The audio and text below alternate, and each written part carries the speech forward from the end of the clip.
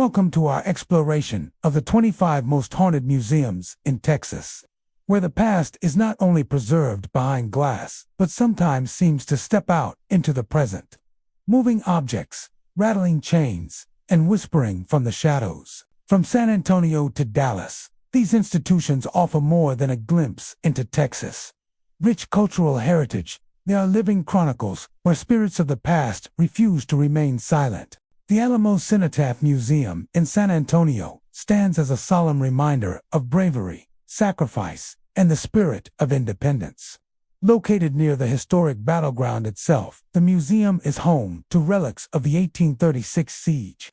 Swords dulled by battle flags, torn by cannon fire uniforms, weathered by time, and personal items once belonging to those who fought and fell during the Texas Revolution. Yet, beyond its historical significance, there lingers a haunting undercurrent, whispers of the past that seem unwilling to rest.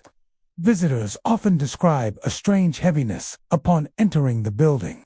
The air feels different, dense with emotion, as though it holds the grief and valor of those who died defending their cause. Even the tour guides, long accustomed to the solemn atmosphere, speak quietly, their voices respectful of something unseen that might still listen within the walls. The hauntings began, according to staff records, not long after the museum opened to the public. At first it was small, almost insignificant. A book on Texas military tactics found on the floor in the morning when it had been safely shelved the night before. Then another book, then several. It became so frequent that the curator installed cameras, convinced that either vibrations or mischievous visitors were to blame. But the footage revealed nothing. One moment the book sat neatly arranged. The next, a single volume slid out and fell, as though pushed by an invisible hand. The occurrences didn't stop with books. Several nights later, the security guard on the late shift reported hearing the distinct sound of metal clinking, the unmistakable ring of steel striking steel. When he investigated, he found that one of the display cases, which contained a rusted saber believed to have belonged to a Mexican officer, was slightly ajar. Inside, the sword had moved several inches from its original position, its point now facing the opposite direction. At first, these incidents were dismissed as quirks of an old building, air pressure, shifting glass, or simply human error. But as weeks turned into months, the strange activity increased. A researcher working late claimed she heard faint murmuring from the main exhibit hall. Thinking someone had entered after hours, she called out, but the only response was the low creak of a door, swinging open on its own. When she gathered the courage to look, she swore she saw the shadow of a man in a brimmed hat standing at the end of the corridor, his outline faint and flickering like smoke. When she turned on the light, he was gone. Employees began to notice the same cold spot near the display of Davy Crockett's personal effects. The temperature there would drop suddenly, even when the rest of the museum remained comfortably warm. Visitors often paused at that exhibit, claiming to feel watched or overwhelmed by an inexplicable wave of sadness. Some described hearing quiet footsteps pacing just behind them, though no one was there. During one private event, a historian giving a lecture stopped mid-sentence as a loud crash echoed from the next room. When the staff rushed to investigate, they found a case containing several muskets had fallen over the glass, completely intact.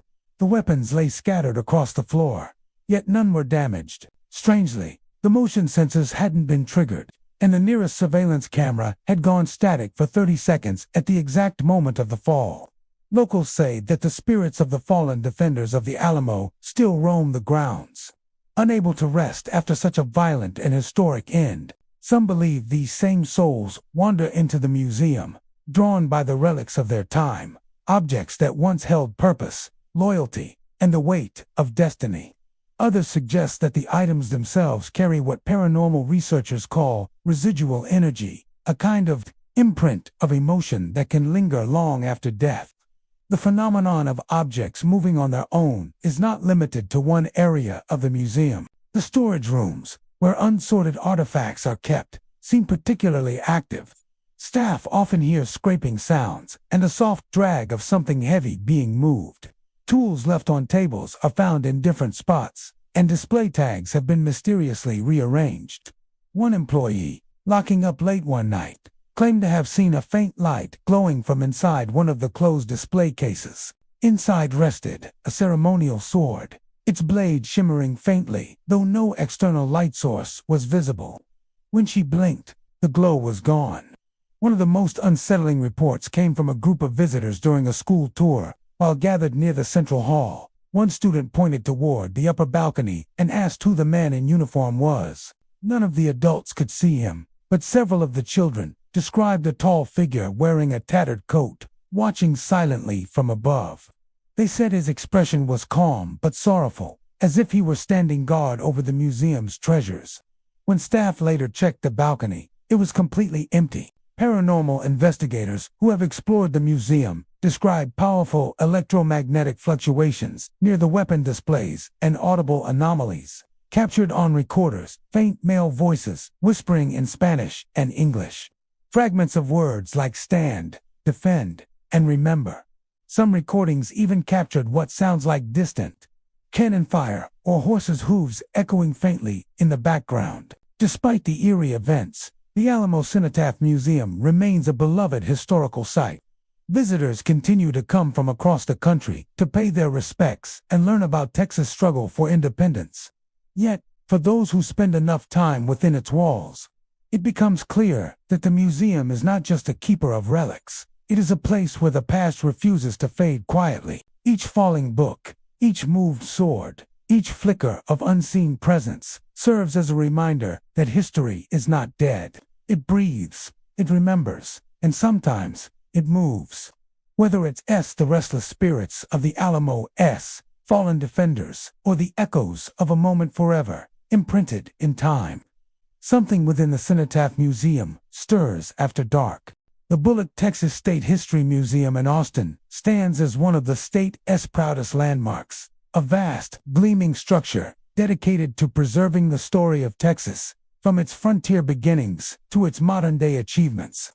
By day, it buzzes with visitors, families, students, and tourists drawn to its interactive exhibits and detailed displays of Texas history. Yet, when the crowds depart and the museum grows quiet, something else seems to awaken, a presence unseen but undeniably felt by those who remain within its walls.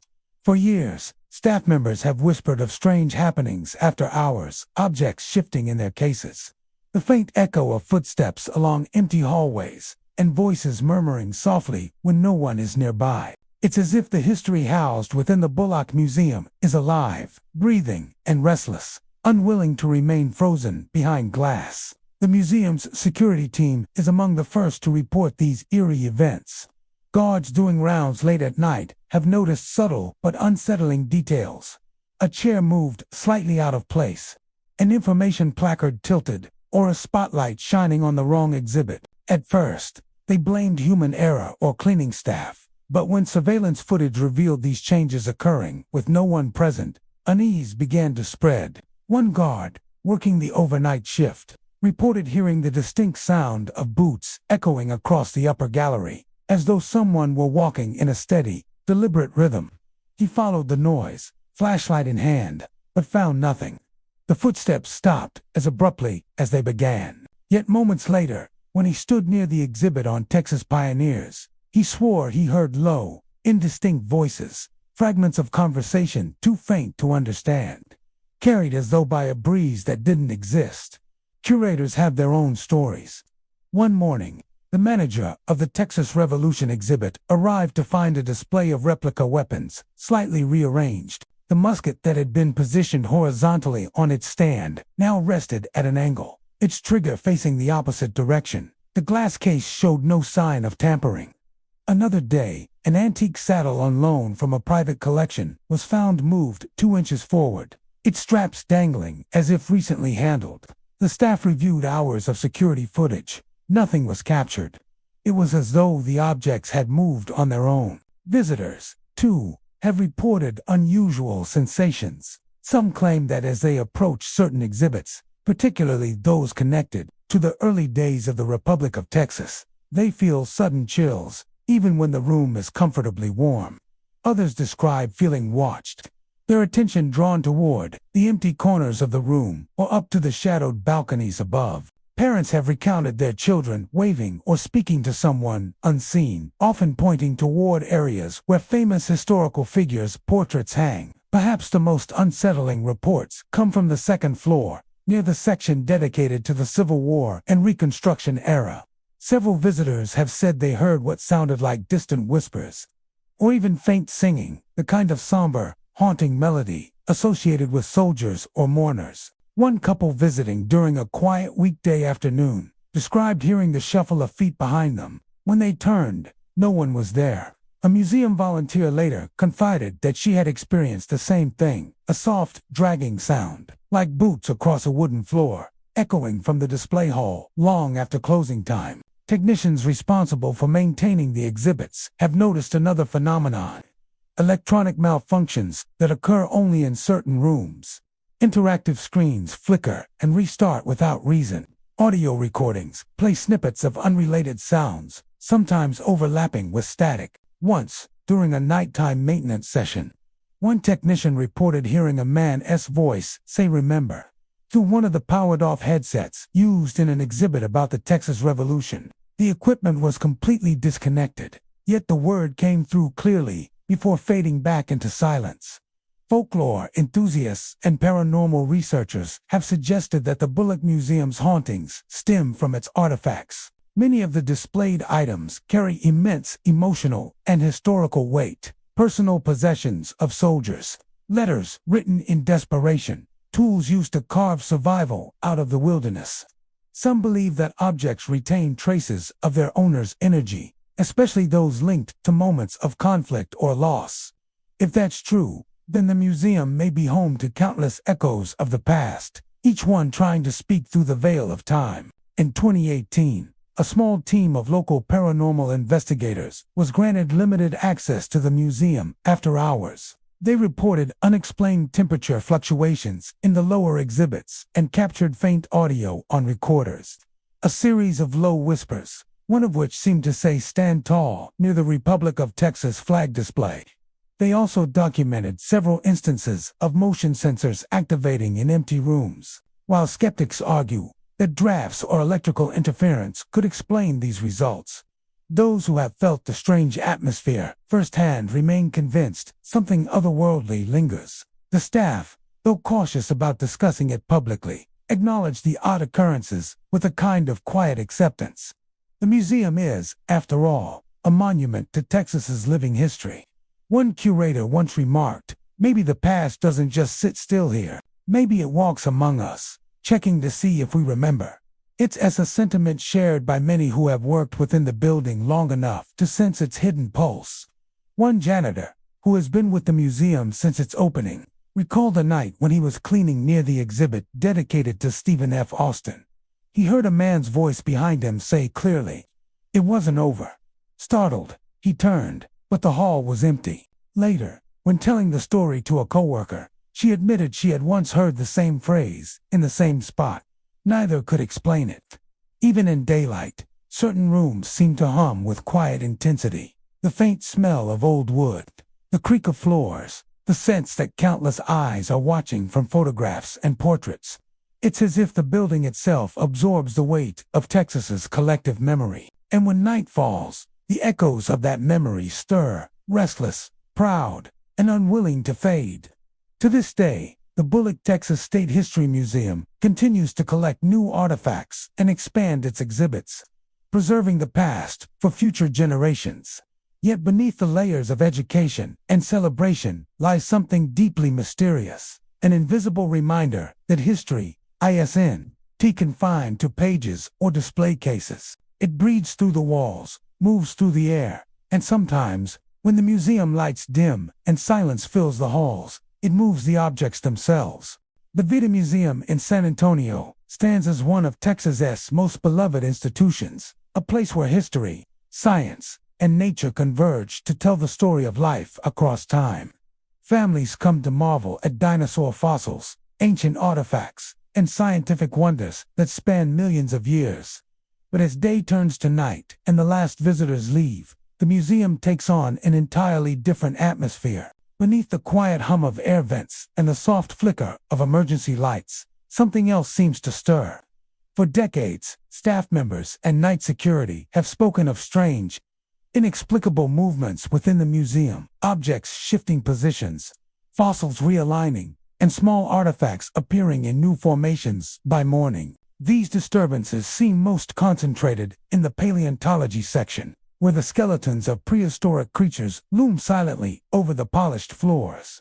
And where, after dark, those same halls seem to come alive with an energy no one can quite explain. The first recorded incident dates back to the late 1960s, long before the museum's major renovations. A night janitor, making his rounds near the fossil displays, reported hearing the sound of something tapping softly, a rhythmic clicking, like bone against glass. When he turned the corner, he found one of the fossil cases slightly ajar, though it had been locked earlier that day. Inside, a fossilized jawbone had shifted several inches from its original position. The janitor locked the case again and told no one, fearing ridicule. But a week later, the same thing happened. The same case, the same sound, and once again, the fossil had moved. Over the years, these quiet disturbances became a pattern. Fossil fragments placed meticulously by curators would be discovered, rearranged into new patterns. The next morning, not scattered randomly, but placed with care, almost as if following an unseen design. Once, a collection of ammonite fossils, previously displayed in a simple line, was found neatly arranged in a spiral formation, echoing the natural shape of the shells themselves. No one admitted to altering the display, and security footage showed nothing out of the ordinary.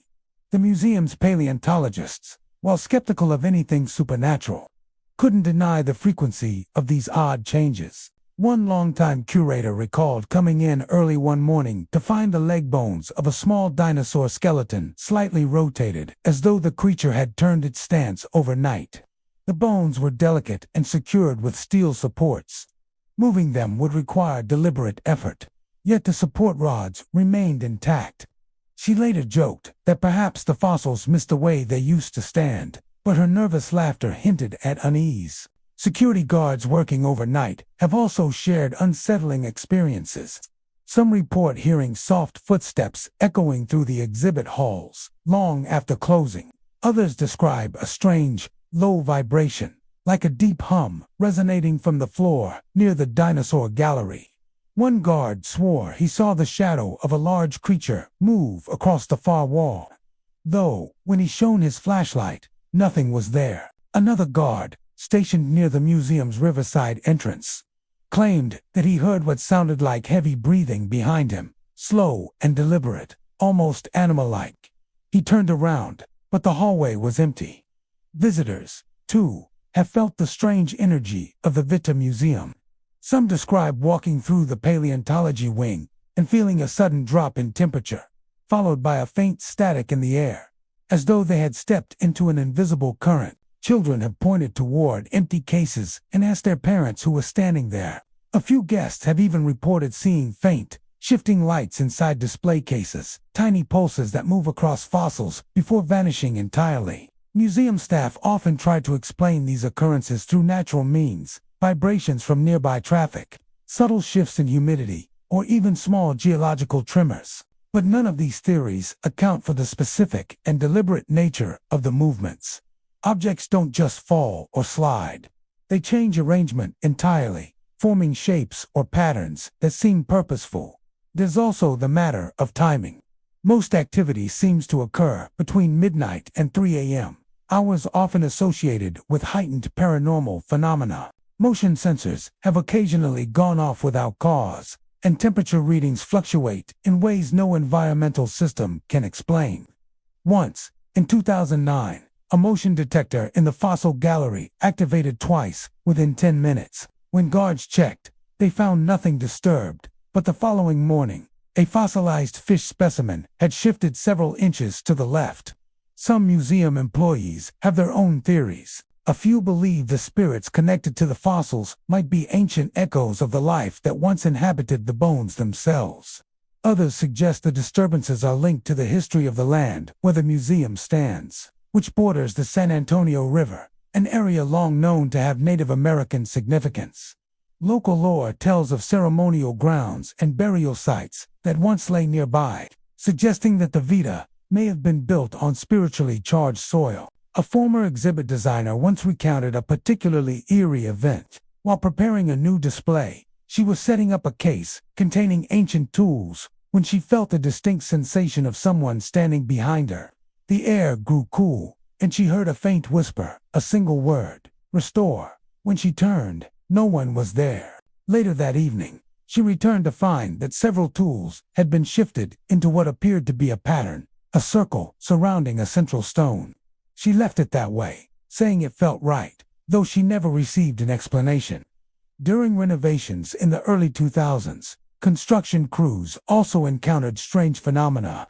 Tools disappeared overnight and reappeared neatly lined along the floor.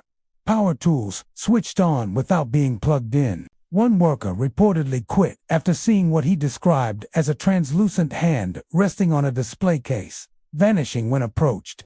The museum's administrators rarely address these stories publicly, preferring to maintain the site's reputation as a center of learning. Yet among long-term employees, the stories circulate quietly, a shared understanding that something within those walls refuses to rest. In recent years, paranormal investigators have been drawn to the Vita's legends. During one after-hours investigation, a team recorded faint, rhythmic tapping sounds corresponding to the outline of a dinosaur fossil. When the team leader spoke aloud, asking if anyone was present, the tapping stopped, only to resume moments later, this time faster and more intense. Another recording captured what seemed to be a deep sigh, followed by a single word. Still, whether these incidents are the result of lingering energy, spiritual echoes, or simply tricks of environment and imagination, no one can say for sure. But the pattern remains undeniable. Objects move, displays shift, and the air within the paleontology hall sometimes feels alive. The Fort Worth Museum of Science and History stands as one of Texas's most engaging educational centers, a place where science, innovation, and the state's colorful past come together in vivid displays. Families fill its halls by day, children racing from the planetarium to the dinosaur exhibits, teachers guiding students through hands-on experiments, and historians admiring the detailed dioramas that bring Texas history to life. But when the sun sets and the doors close, an entirely different energy seems to emerge within those walls. For decades, museum staff and night security have whispered about strange, unexplainable activity within the building, particularly in the diorama sections. These detailed miniature scenes, crafted to depict significant moments in history, appear to harbor a mystery of their own. Workers claim that after the museum is locked and the crowds have gone, the figures inside these dioramas sometimes move.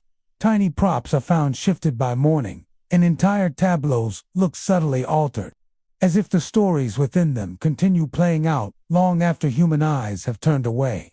One of the first documented accounts of this phenomenon dates back to the early 1980s, when a night custodian noticed that one of the frontier dioramas, a scene showing settlers crossing the Texas plains, looked different than usual. He swore that the wagon in the display had shifted several inches, its small carved oxen now positioned at a slightly different angle. At first, he assumed it was the work of staff maintenance, until he mentioned it to a coworker who revealed the same thing had happened days earlier. Intrigued but unnerved, they began taking photographs before leaving each night. In the mornings, when they compared the images, tiny but definite differences appeared. A figure moved, a tool relocated, or a door within the miniature cabin left ajar.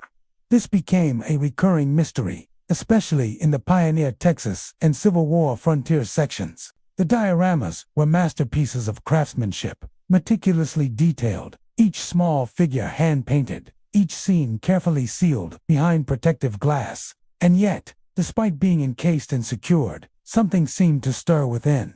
A rifle would appear leaning in a different direction, a lantern would shift position, or footprints in the dusting of mottled sand would appear overnight, though the cases were airtight. Security guards began reporting other oddities in the same areas. One guard described hearing faint scratching sounds from inside the display walls, followed by the distinct click of something small being moved. When he shone his flashlight toward the glass, the noise stopped instantly. Another night, he heard soft rustling from the diorama, depicting a Comanche camp, the sound of fabric or leather being disturbed. Yet when he inspected the exhibit, everything appeared perfectly still. One particularly unsettling account came from a technician working late during a lighting maintenance session. He had set up ladders in the hall and was adjusting the overhead fixtures when, out of the corner of his eye, he noticed movement within the Civil War diorama. A tiny figure, a Union soldier, seemed to turn slightly, as if shifting his weight. The technician froze, watching for several long seconds. He convinced himself it must have been a trick of the light and continued working. But when he climbed down and checked, the soldier's rifle was now angled toward a Confederate figure on the opposite side, something he was certain hadn't he been that way before. Over the years, more staff members began to speak quietly about these changes, while the museum's management preferred not to acknowledge anything paranormal. They couldn't deny that multiple exhibits had inexplicable alterations. Some employees suggested vibrations from passing trains or subtle shifts in air pressure caused by the building's ventilation system. But those explanations faltered when the movements appeared deliberate, not random displacements, but repositioning that followed a kind of logic, as if the figures were continuing the stories they portrayed. Visitors, too, have experienced strange sensations in these galleries.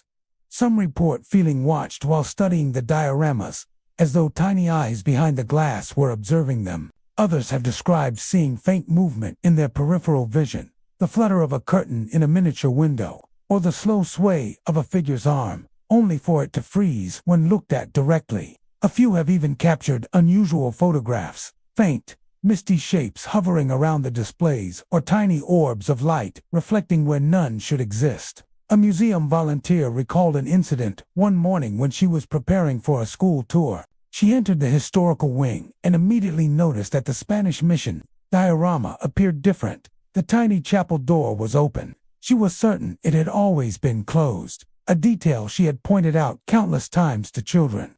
She checked with the exhibit team, who confirmed no one had accessed that display in weeks. That afternoon, when she passed by again, the door was closed once more. What makes the hauntings of the Fort Worth Museum particularly intriguing is their connection to the dioramas themselves. Each miniature scene represents a moment of intense human struggle, triumph, or tragedy. Settlers enduring hardship, soldiers in battle, communities forming against all odds. Some paranormal researchers believe that the energy of these moments may somehow be mirrored or absorbed by the recreations, especially when crafted with such care and emotional detail. The figures, though inanimate, seem to hold echoes of the real people they represent. During a 2015 after-hours investigation by a local paranormal group, several unusual readings were recorded. Temperature sensors picked up sudden drops, up to 10 degrees, in front of specific exhibits, particularly those depicting violent or tragic scenes. EMF detectors spiked near the Battle of San Jacinto display, though no electrical source was found nearby. Most compelling was an audio recording captured late that night, a faint, distant voice whispering what sounded like they're coming. When played back to staff the next day, one historian commented that it reminded her of a phrase documented in letters from soldiers written during the same era. Some staff have reported even more direct encounters. A night guard claimed that while walking through the hall near the dioramas, he saw a flicker of light within the Pioneer Camp display. The campfire inside the model seemed to glow faintly for several seconds, though the fire was crafted entirely from plastic and paint. When he leaned closer, the glow vanished. Another staff member recalled hearing faint fiddle music one night, seeming to come from the Frontier Celebration exhibit, a scene depicting settlers dancing. The melody was old-fashioned, lively, and distant, as though coming from another time entirely. Even skeptics have been left uneasy. The museum's curators take meticulous care of every piece, ensuring no mechanical faults or environmental factors could cause such disturbances. Yet the patterns persist. Displays that tell stories of hardship or battle seem most active, almost as if those represented within them are still trying to finish their tale. The Museum of the Gulf Coast in Port Arthur, Texas, is a place where the region's rich and complicated history comes alive. It tells stories of exploration, oil discovery, maritime industry, and the cultural evolution of the Gulf Coast through centuries. The museum is known for its impressive exhibits, from relics of the early settlers and Civil War artifacts to tributes honoring famous locals like Janis Joplin and Jimmy Johnson. But while it celebrates human achievement and history, the museum also harbors mysteries that seem to slip between the boundaries of the living and the spectral. Over the years, countless visitors and staff have noticed strange occurrences, small, unsettling movements in the exhibits that no one can explain. Items in display cases, once perfectly aligned, are sometimes found tilted or entirely rearranged when the building reopens the next morning. At first it was thought to be vibrations from nearby construction or cleaning activity. But as the reports increased, the explanations grew harder to accept. One curator recalled walking into the early 20th century Life exhibit one morning to find a porcelain teacup that had been securely placed behind glass, now lying upside down beside a candlestick. The glass casing showed no signs of tampering. Security footage revealed nothing, just hours of stillness. Until suddenly, without cause, the object appeared shifted in the next frame. Similar events followed. Framed photographs found leaning against the glass from inside. Books on old parlor tables moved into different arrangements, and even clothing on mannequins subtly repositioned, as though unseen hands had been adjusting their fit. The most talked about incidents, however, involved the museum's antique piano, an elegant, upright instrument displayed in the Port Arthur Home Life section, representing a turn-of-a-century living room. The piano hasn't been playable in years. Yet several staff members and late-night security guards have reported hearing faint notes drifting through the halls. Sometimes, it's just a single key pressed softly, echoing faintly in the distance. Other times, it's an unmistakable melody, slow, melancholic, and almost sorrowful. One evening, a guard making his usual rounds after closing heard music so clear he thought someone had broken in. The sound came from the direction of the piano exhibit. He followed the melody through the dim corridors, flashlight beam bouncing across the polished floors. When he reached the room, the sound stopped instantly. The piano stood silent and still, the dust unmoved. He waited, listening. Then, faintly, from somewhere behind him, came a soft whisper, indistinct but human. He turned sharply, but no one was there. The staff began to notice that the music and movements often seemed connected to weather changes. During humid nights or heavy rain, the phenomena became more frequent. Objects would shift subtly. Faint voices could be heard near the maritime exhibits, as though old sailors were sharing stories in hushed tones. Some even reported the scent of salt air and pipe smoke wafting through sealed indoor areas. The museum's custodians learned to pause when they heard it, offering quiet respect to whatever presence lingered there. One former employee, who had worked there for 15 years, shared a particularly haunting account. While preparing a new display featuring early Port Arthur families, she found an old phonograph in storage. When she brought it into the exhibit space, she noticed it gave off a faint metallic clicking sound, almost like it was winding itself. Thinking it was a mechanical quirk, she ignored it. Later that night, she returned to grab her purse from the same room. As she entered, she heard the unmistakable sound of a phonograph needle scratching across a record. Then, faintly, a woman's voice began to sing, low and sorrowful, the words indistinguishable but emotional. When she turned on the lights, the phonograph was motionless, its handle still rusted in place. Another recurring tale involves the maritime wing, particularly the section showcasing old ship models, tools, and uniforms from the early 1900s. On certain evenings, employees claim to hear the low murmur of male voices, speaking in tones too quiet to decipher. Some describe it as sounding like sailors giving orders or laughing softly, as if recalling past voyages.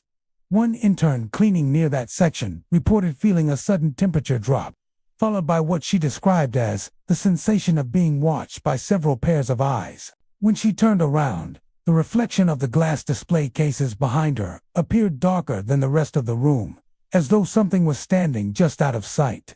Visitors have also experienced strange happenings.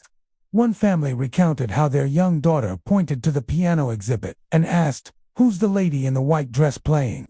There was, of course, no one there. Another visitor, an older man with a background in local history, claimed that while he was reading an exhibit label, he felt a hand rest gently on his shoulder, firm but not aggressive.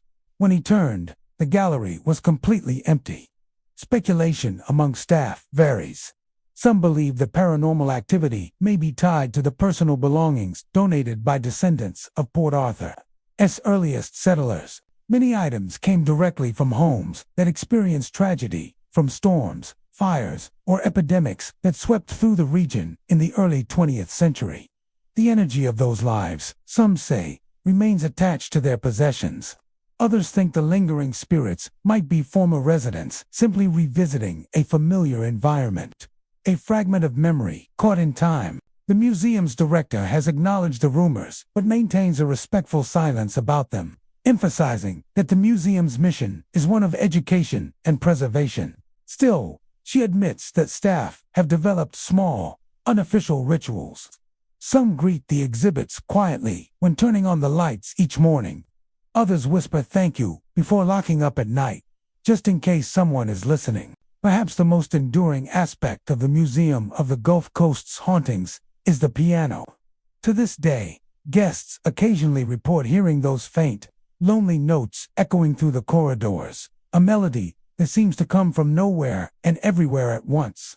Whether it's a residual echo of a long-gone musician or simply the sound of memory made manifest, no one knows for sure. The Museum of Texas Tech University in Lubbock is one of West Texas's great repositories of history and culture, housing everything from ancient Native American relics to modern art installations. It tells the story of the region's evolution, its struggles, triumphs, and mysteries. Visitors often come seeking education or inspiration, but for some, the museum offers something far stranger, a sense that the past, carefully preserved behind glass, is not as still as it seems. Over the years, staff and guests alike have reported odd incidents that defy explanation. Glass display cases, sealed, secured, and alarmed, have been found slightly ajar in the morning. Artifacts, once perfectly centered on their stands, are sometimes discovered, tilted, or even turned in the opposite direction. Small tools, pottery fragments, and ornaments inside exhibits have been rearranged as though handled during the night. Security cameras show nothing but stillness, no intruder, no flicker of movement, yet the changes persist. The first reports date back to the late 1980s, when a night guard discovered a case in the archaeology section, standing open by half an inch. The case contained ceremonial items from a pre-Columbian burial site. The guard assumed maintenance had simply forgotten to lock it. But when he checked the log, it showed that the last inspection had been signed off just an hour before closing, with everything secured. The next night, the same case was found slightly open again. No alarms had gone off. The key was accounted for. The guard noted it in his report, but the incident was quietly dismissed as mechanical failure.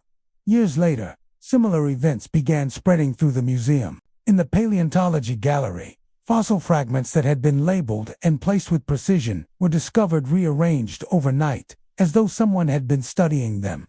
Staff began to notice that the movements often seemed deliberate, not random displacements, but subtle repositioning, almost like the objects were trying to tell a story of their own. One curator, who worked closely with the Native American cultural collection, reported finding an intricately carved spearhead resting at a different angle each morning for several days.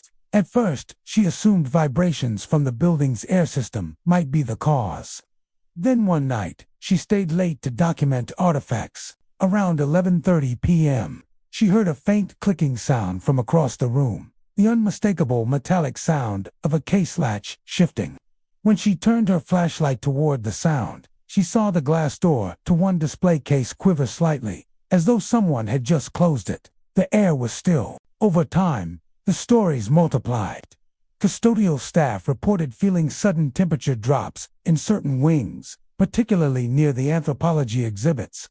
The air would grow heavy, almost electric. Others spoke of hearing faint footsteps on the linoleum floors long after closing, echoing softly from empty corridors. One janitor described hearing a sound like pages turning in the archives room. When he entered, the sound stopped instantly, and not a single book was out of place. In the early 2000s, a new motion sensor security system was installed, meant to end all debate about unauthorized access. The alarms, however, only deepened the mystery. One night, sensors detected movement in 3 separate rooms within seconds of each other: the West Gallery, the Geology exhibit, and the Cultural Artifacts wing. Guards rushed to the scene, but every room was empty. The cases were untouched. The next morning, several objects were found misaligned: a pottery bowl turned slightly, a necklace lying at a different angle, and an ancient carved mask facing a new direction. A few staff members started keeping private logs, noting when and where the disturbances occurred.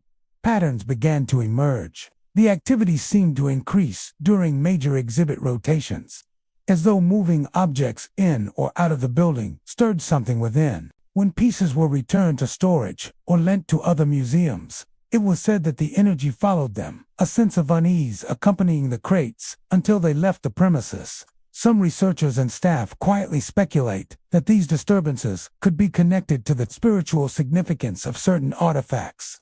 Many of the items in the museum once held deep ceremonial value. In some indigenous traditions, objects crafted for rituals or burial rites are believed to retain a connection to the spirits they honored. If moved from their original resting places without the proper rites, those spirits might remain restless. One unsettling account came from a visiting scholar studying early Apache artifacts. While examining a piece of woven cloth, she felt a sudden gust of cold air, followed by what she described as a whisper, not words, but intention. She froze, overwhelmed by an emotion she couldn't identify. Sorrow, perhaps, or warning. When she looked down, she saw that one of her notebooks, which she had closed minutes before, was now open to a blank page. Visitors, too, have felt something strange. Some claim that while walking alone through the dimly lit hallways, they've seen reflections of movement in the glass displays, a shadow darting past, or a faint outline of a person bending to inspect an artifact. Others describe hearing muffled voices, as if conversations from another time were bleeding into the present. It felt like the walls were remembering. One guest wrote in the visitor comment book, "Despite its eerie reputation, no one has ever been harmed by the phenomena.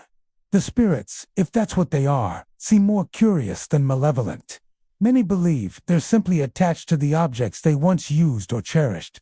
Others think it's the museum itself, a vessel of memory and human energy that stirs these movements. A living archive of the past that refuses to stay still. The museum staff have adopted a respectful approach. Some quietly greet the exhibits each morning, acknowledging the presence of history.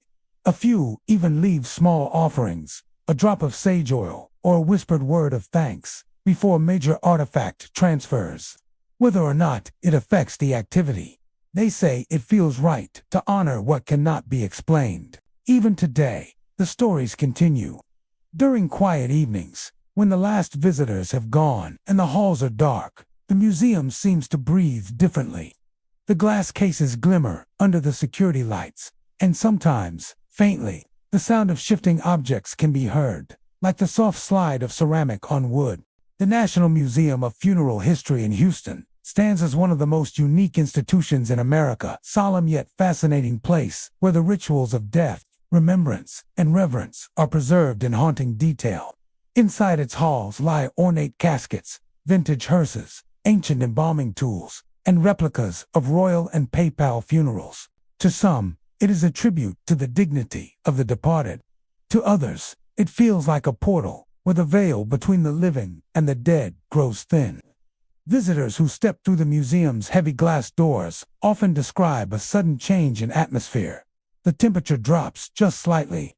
The air thickens, tinged with the faint scent of flowers, fresh lilies, and chrysanthemums. Though none are present, the hum of distant air vents takes on a rhythm almost like breathing, And for many, there's an undeniable sensation of being watched, as if unseen eyes follow each step between the exhibits. It's easy to understand why.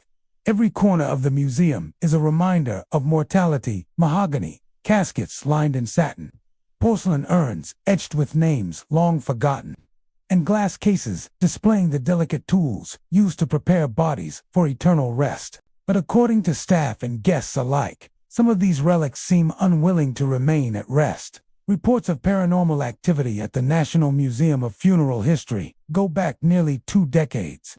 Employees locking up for the night have sworn that objects shift position between closing and opening hours. The most common incidents involve the caskets, some of which are centuries old, imported from Europe, or handcrafted replicas of those belonging to historical figures. One curator once found a coffin lid slightly ajar one morning, even though it had been sealed for a display weeks earlier. Surveillance footage revealed nothing: no movement, no intruder, no vibration that could explain it. Other times, the phenomena are subtler, but deeply unsettling. A funeral wreath placed in one corner of the exhibit hall might be found leaning against the opposite wall by morning. A candle on display, completely unlit, appears to have melted slightly overnight, as if exposed to heat. Small metallic objects, pins, plaques, and ceremonial tools sometimes vanish, only to reappear days later in entirely different sections of the museum. Security guards have grown accustomed to hearing strange noises after dark. The soft squeak of wheels, like an antique hearse being pushed across the floor. Faint footsteps echoing in the marble-floored lobby. And whispers that drift through the air ducts, forming no words, but carrying a tone of solemn conversation. One of the most frequently mentioned hotspots for activity is the Historical Coffins exhibit, which features elaborate designs from the Victorian era through the modern day. Staff members have said that the room often feels charged, especially late at night. One evening, a worker setting up a new display heard what she described as a low humming, a tune, faint and rhythmic, almost like a funeral hymn. When she turned off her cart's motor to listen more closely, the sound continued for several seconds before fading into silence. In another incident, 2 museum volunteers reported that, as they passed through the papal funeral exhibit, a carefully detailed recreation of a Vatican funeral ceremony, they noticed one of the ceremonial staffs lying on the ground. The staff was made of brass, heavy enough that it could not have fallen without noise. Yet neither of them had heard a sound. When they reviewed the camera footage, the object had simply changed position between one frame and the next. The most chilling accounts, however, come from the exhibit titled "Celebrating the Lives and Deaths of Popes." It's one of the most visually striking areas in the museum, filled with rich red drapery, gilded coffins, and mannequins dressed in clerical garments. Visitors sometimes report feeling waves of cold air, the isolated patches of chill that drift across the room without any clear source. A few have claimed to see shadows moving behind the curtains or reflections in the glass cases that don't correspond to any person present. In interviews, long-term employees often describe a sense of respectful awareness among the museum's unseen inhabitants. "It's not malicious," one curator said. "It's like they're observing, making sure everything's being treated properly."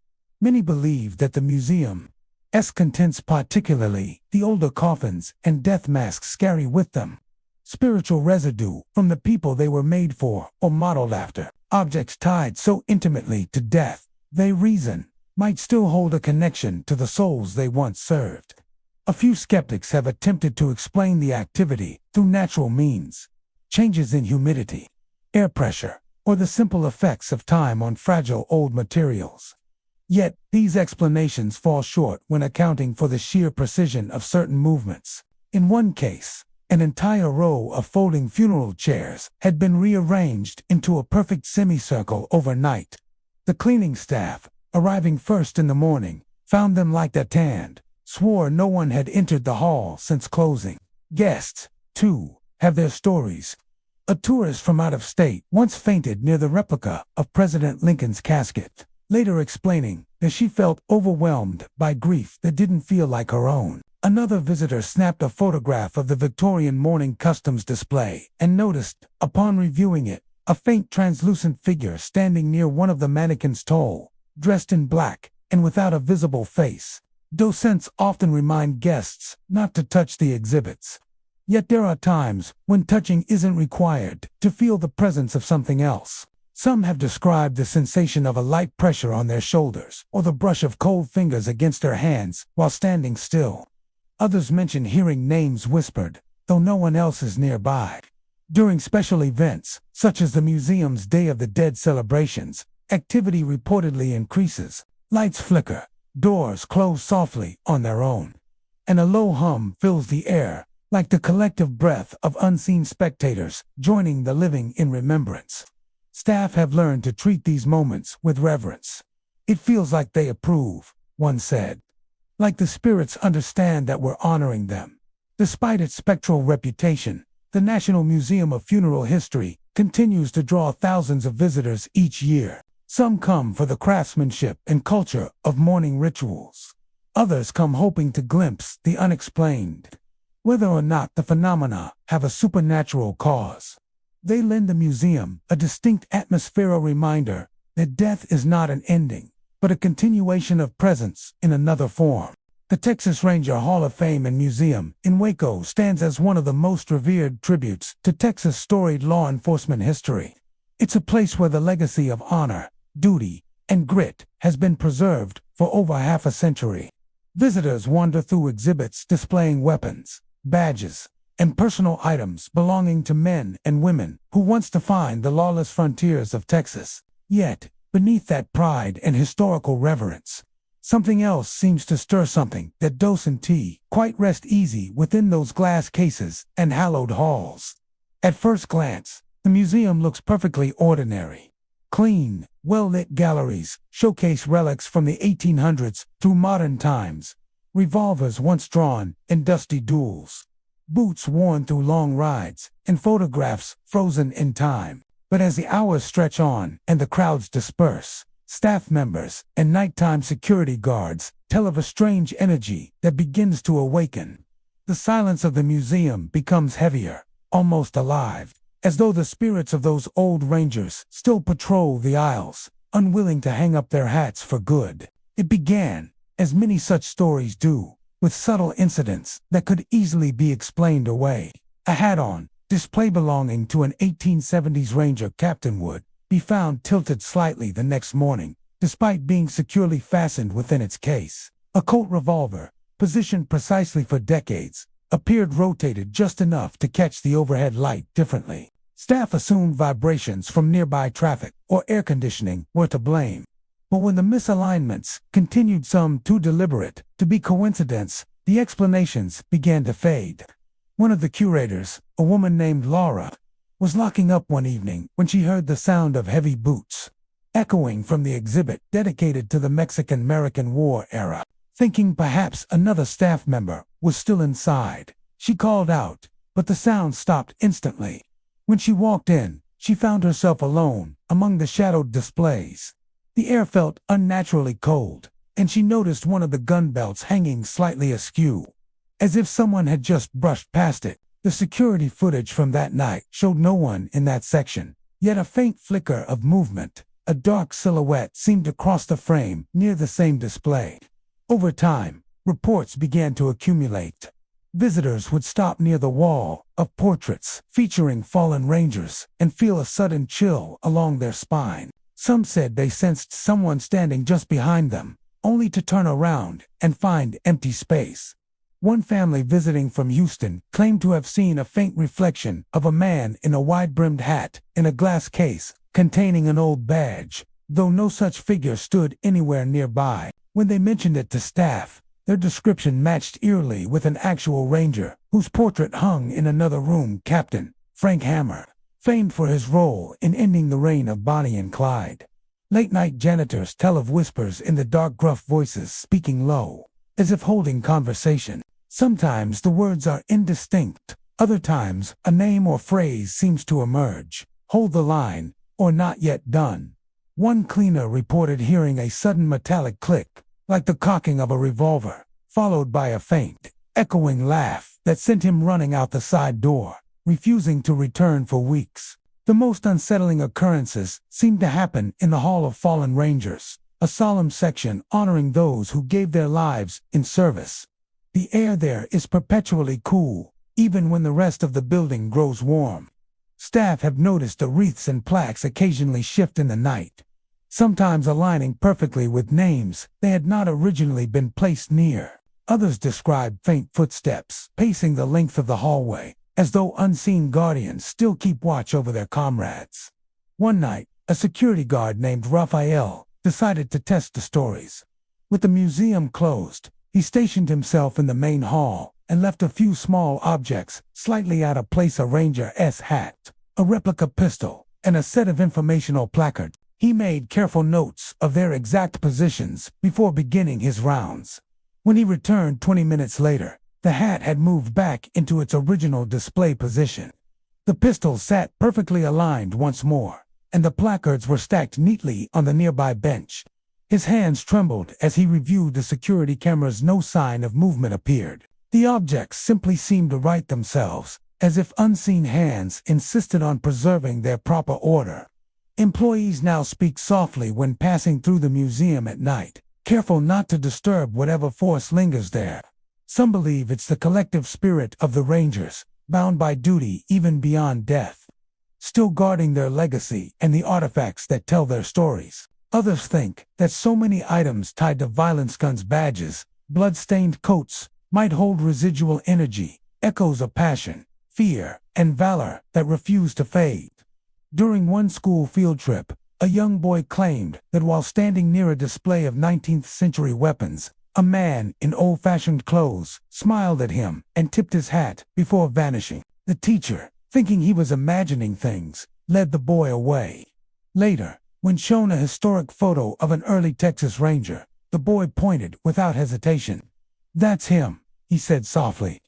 Whatever the truth, the Texas Ranger Hall of Fame and Museum seems to breathe with history in more ways than one. The creak of floorboards, the whisper of unseen boots, and the subtle shifting of relics all seem to suggest that those who built Texas frontier justice are not entirely gone. Perhaps they linger, ensuring their stories are never forgotten, their badges never tarnished, and their mission never abandoned. The Bryan Museum in Galveston, Texas, stands as a striking monument to the history, art, and legend of the American West. Housed in a beautifully restored 19th-century building that once served as an orphanage, the museum exudes both elegance and mystery. Its grand halls, lined with oil paintings, antique furniture, and priceless artifacts, seem to breathe with the echoes of the past. Visitors come to admire the craftsmanship and artistry that shaped the frontier spirit, but some leave with more than memories. They leave with stories of movement, whispers, and the unshakable feeling that unseen eyes followed them through the galleries. The museum's atmosphere changes as daylight fades. During visiting hours, sunlight filters through the tall, arched windows, casting golden patterns across polished wood floors. Families stroll between exhibits, admiring rare firearms, frontier tools, and intricate Western artwork. Yet when the doors close and silence settles, those same halls take on a different life. Staff, working late, report hearing soft, deliberate creaks, as though footsteps echo from an invisible source. Paintings, especially those depicting lone riders or battle scenes, seem to tilt ever so slightly, as if shifting under the weight of a restless presence. One of the museum's curators, Angela, recalls locking up one evening when she noticed a chair in the center gallery turned slightly away from its usual angle. She thought perhaps a visitor had brushed against it earlier, so she straightened it before leaving. The next morning, when she arrived, the same chair was turned again, this time facing one of the large oil paintings on the wall. The painting portrayed a stern-faced settler staring out across a stormy prairie. Angela couldn't shake the feeling that someone or something had moved the chair to observe the artwork during the night. Over the months, other employees began sharing similar stories. Security guards reported that motion sensors were sometimes triggered in rooms with no one inside. When they checked the footage, they'd occasionally catch the faintest flicker, shadows gliding across the floor, or the glint of a frame rocking gently. One guard, a veteran of late-night shifts, confessed that he often heard faint sighs or murmured voices when patrolling the upper galleries. "It's like people are still here, walking through the past," he said quietly. "You can feel them looking at you, but you can't see where from." The building itself adds to the eeriness. Originally constructed in 1895 as the Galveston Orphans' Home, it sheltered hundreds of children before being damaged in the catastrophic 1900 hurricane that nearly destroyed the island. Many of those who survived spoke of hearing the cries of those who didn't. Some believe that the spirits of the children and, perhaps those of the caretakers, never left. When the Bryan Museum restored the property in the early 2000s, contractors reported tools going missing only to reappear neatly stacked elsewhere. Others described hearing giggles echoing from empty corridors or feeling light tugs on their shirts while working alone. But it's not only the building's tragic past that seems to stir the unseen. The artifacts themselves tell stories of hardship, triumph, and bloodshed. Items once owned by frontiersmen, Native American chiefs, and soldiers of the Republic of Texas rest behind glass. But some believe their energy lingers. A staff member once found a display of antique pistols, slightly rearranged, though the cases had remained locked. Another recalled walking into a room and finding several portrait frames, tilted to the exact same angle, all within moments of each other, though no vibration or movement could explain it. One evening, during a private event, several guests gathered near a collection of Western paintings when one of the large portraits depicting a cavalry charge suddenly shifted, its lower corner dropping half an inch with a loud thunk. The group froze. There had been no tremor, no draft, no one near the frame. Moments later, a faint scent of cigar smoke filled the air, lingering only a few seconds before fading completely. No one present had been smoking, and the museum's strict regulations forbid it. Visitors have also described the sensation of being followed through the galleries. Some say they catch fleeting glimpses of movement in their peripheral vision, a shape standing beside a display case, a shadow leaning over an exhibit, then gone. In the grand staircase, a few have reported hearing soft footsteps descending behind them, only to find the stairwell empty when they turn. One woman, a local teacher visiting with her students, swore she heard a gentle male voice whisper, "Keep it safe," as she paused before a collection of 19th century maps. Perhaps the most unnerving reports come from the museum's second floor, where antique furniture from early Texas homesteads is arranged as though frozen in time. Staff frequently find chairs nudged away from their tables or rocking faintly without any visible cause. One guard claimed he once entered the room to find all the chairs slightly turned toward a large oil painting of a ranch family, their faces captured in solemn detail. He said it looked as though the unseen visitors were admiring the art tour, perhaps remembering it. Some skeptics argue that old buildings shift naturally, that humidity or temperature changes can loosen frames and move objects subtly. Yet even those who seek rational explanations admit that the activity at the Bryan Museum feels different to deliberate, to aware.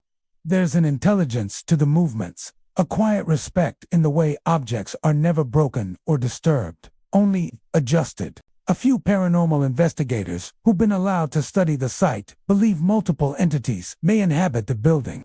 Spirits of the orphans, former caretakers, and perhaps even those tied to the Western artifacts. During one overnight investigation, an EVP recorder captured faint words near the art gallery. "They're watching."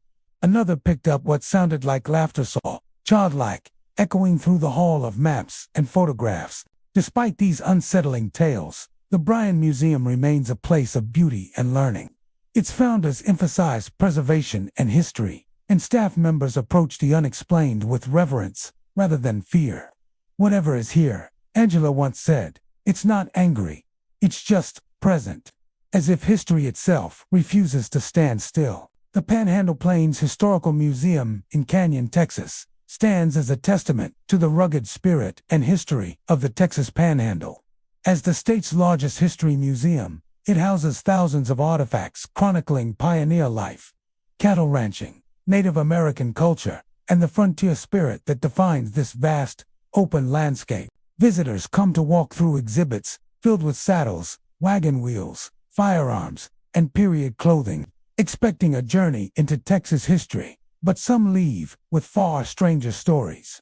Many report experiences that suggest the past is not as still as it appears, as if the very artifacts in the museum carry a life of their own.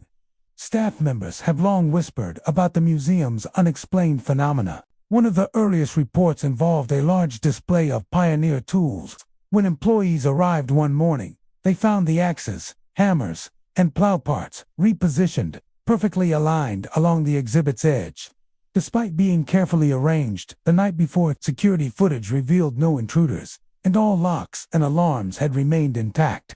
The incident sparked curiosity and exams among the museum's staff, many of whom began documenting similar occurrences. The museum's artifacts seem to move with subtle deliberation. Chairs in recreated homesteads are often found slightly turned. Wagon wheels occasionally rotate a fraction of a turn, and small objects, such as tin cups or leather saddlebags, are sometimes discovered on the floor in different locations. It is as if unseen hands are inspecting the items, or perhaps arranging them to preserve some sense of order. Curators note that the movements are rarely destructive. Nothing is broken, nothing missing. Instead, the adjustments are precise, almost respectful, a silent tribute to the lives once lived by the artifact's original owners. Visitors have reported sensations that go beyond the shifting objects. Many speak of faint creaks echoing through the wooden floors, the unmistakable rhythm of wagon wheels rolling across the museum halls. Some hear distant hooves or the soft jingle of harnesses, sounds that vanish when investigated. A local teacher recalled touring the museum with a class when several students froze mid-step, pointing toward an empty hallway. They claimed they saw shadows of people riding past near the old ranching exhibits. And though no one was present, a lingering breeze swept across the gallery. One night, a museum security guard named James was performing his usual rounds through the Pioneer Life section when he noticed a soft squeak of wooden wheels. Pausing, he saw the corner of a display wagon moving as if nudged by invisible hands. The air grew colder, and he felt a weight, almost like the presence of someone standing beside him. He didn't see a person, but he heard a faint murmur, indistinct words, like a conversation carried from another century. James later recounted that the display wagon had been stationary for years, and no mechanical explanation could account for its movement. The museum's history may provide a clue to these events. The Panhandle Plains region was one of the earliest settled areas in Texas, and the museum's building itself sits on land that has witnessed generations of pioneer struggle. Many of the artifacts were donated by families who had lived and worked on these ranches for decades, passing down tools, clothing, and personal items. Some employees speculate that the objects may retain traces of the lives, hardships, and spirits of those who used them. If so, their movements could be echoes of memory, an invisible hand reminding the living of what came before. One of the most compelling accounts comes from a group of college students visiting for a research project. While examining the Native American artifact collection, they heard soft footsteps pacing behind them. When they turned, the hallway was empty, but the arrangement of a set of pottery pieces had subtly shifted, forming a pattern none of them had seen before. One student, convinced it was intentional, photographed the display and compared it to the previous day's arrangement, confirming the subtle but undeniable change. Employees have also described the sensation of being watched, particularly in the museum's evenings. Curators recount walking past exhibits and feeling eyes on them, though no one is present. The sensation intensifies near certain items, a handcrafted saddle, a set of spurs, or a well-worn rifle. Occasionally, the objects seem to respond. A spur shifts slightly when someone approaches. A rifle tilts just enough to catch the dim light. Staff take these moments seriously, treating them with a quiet reverence rather than fear. Some paranormal enthusiasts who have visited the museum suggest that multiple entities may inhabit the building. The spirits of pioneers, ranch hands, and Native Americans, all bound to the objects they once touched. One overnight investigator claimed to capture faint whispers on an audio recorder, indistinct but tinged with emotion, as though the voices were recounting stories of long past lives. Others describe seeing the flicker of shadowy figures, moving quickly along the edges of rooms or standing silently near a display before disappearing. Yet despite the eerie reputation, the museum remains a place of learning and respect. Guides lead tours for students, families, and history enthusiasts, often sharing the stories behind the artifacts. Some include warnings about the strange occurrences, framing them not as threats but as echoes of history. "The past is alive here," one docent said. "You can feel it moving through the halls if you pay attention." The Panhandle Plains Historical Museum seems to blur the line between history and the present. Guests may come for education and leave with chills or a story they cannot fully explain. A chair nudged aside, a display rearranged, a soft creak echoing across the wooden floor are subtle reminders that the lives represented within the museum continue, in some form, to observe, adjust, and exist. The George Ranch Historical Park in Richmond, Texas, is a sprawling living history museum that preserves the legacy of Texas ranching across generations.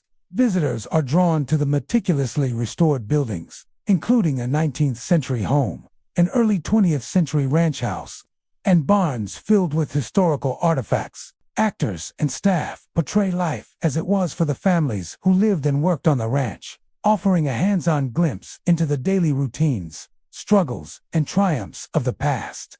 Yet amid the lively reenactments and carefully staged scenes, there exists an eerie presence that some visitors and staff cannot explain, a subtle but persistent sense that the past is still moving among the buildings. The first reports of unusual activity at the George Ranch Historical Park were initially dismissed as misperceptions.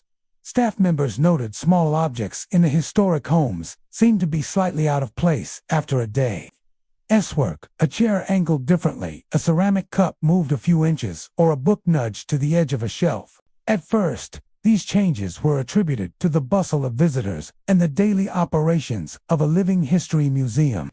Yet over time, the frequency and precision of the movements drew attention. The shifts weren't random. Chairs were rarely knocked over. Objects were rarely damaged. It was as if an unseen hand were quietly inspecting the artifacts, adjusting them with care. One evening, a young museum intern named Daniel was performing a closing check in the 19th century home. The wooden floors creaked softly under his boots, a sound that echoed in the high-ceilinged rooms. As he passed the parlor, he noticed that the rocking chair he had left in the corner earlier was now facing the doorway. Puzzled, he returned it to its original position. But moments later, it had subtly shifted again. He froze as he heard what sounded like faint murmuring from the hallway outside. Words indistinct but carrying a soft cadence, almost like a conversation between unseen visitors. When he looked around, the room was empty, yet the temperature had dropped noticeably, causing goosebumps to rise along his arms. The ranch's barns and outbuildings have also been sites of unexplained occurrences. Tools sometimes vanish from pegboards, only to reappear neatly placed elsewhere. Leather saddles have been found slightly rotated on racks, and old trunks once locked are occasionally discovered ajar. Staff working the early morning shifts have reported hearing soft footsteps on the creaking barn floors, accompanied by whispers that stop the moment someone approaches. One longtime employee, tending to the livestock exhibits, described feeling the sensation of a presence following him down a hallway. Yet every turn revealed nothing but the familiar wooden walls and shadows cast by the rising sun. Many of the paranormal experiences at George Ranch seem tied to the houses and buildings themselves, rather than the staff or reenactment. The historic homes, preserved with original furniture, artifacts, and decor, exude a strong sense of occupancy, as if the families who once lived there never truly departed. Staff have described objects moving in direct correlation to their proximity books, sliding slightly on shelves, chairs nudging forward when someone enters a room, and decorative items realigning after being touched. It's as though the buildings themselves are watching, reacting, and maintaining the order of the past. Guests have occasionally witnessed similar activity. During a school tour of the early 1900s ranch house, a group of children pointed to a small wooden table where a tin cup had moved several inches closer to the edge. Their teacher, initially skeptical, later admitted she felt an almost imperceptible breeze and the sensation of being observed. Other visitors recount hearing hushed voices along the hallways when no one else is nearby, or seeing shadows flicker across the room's doorways and corners.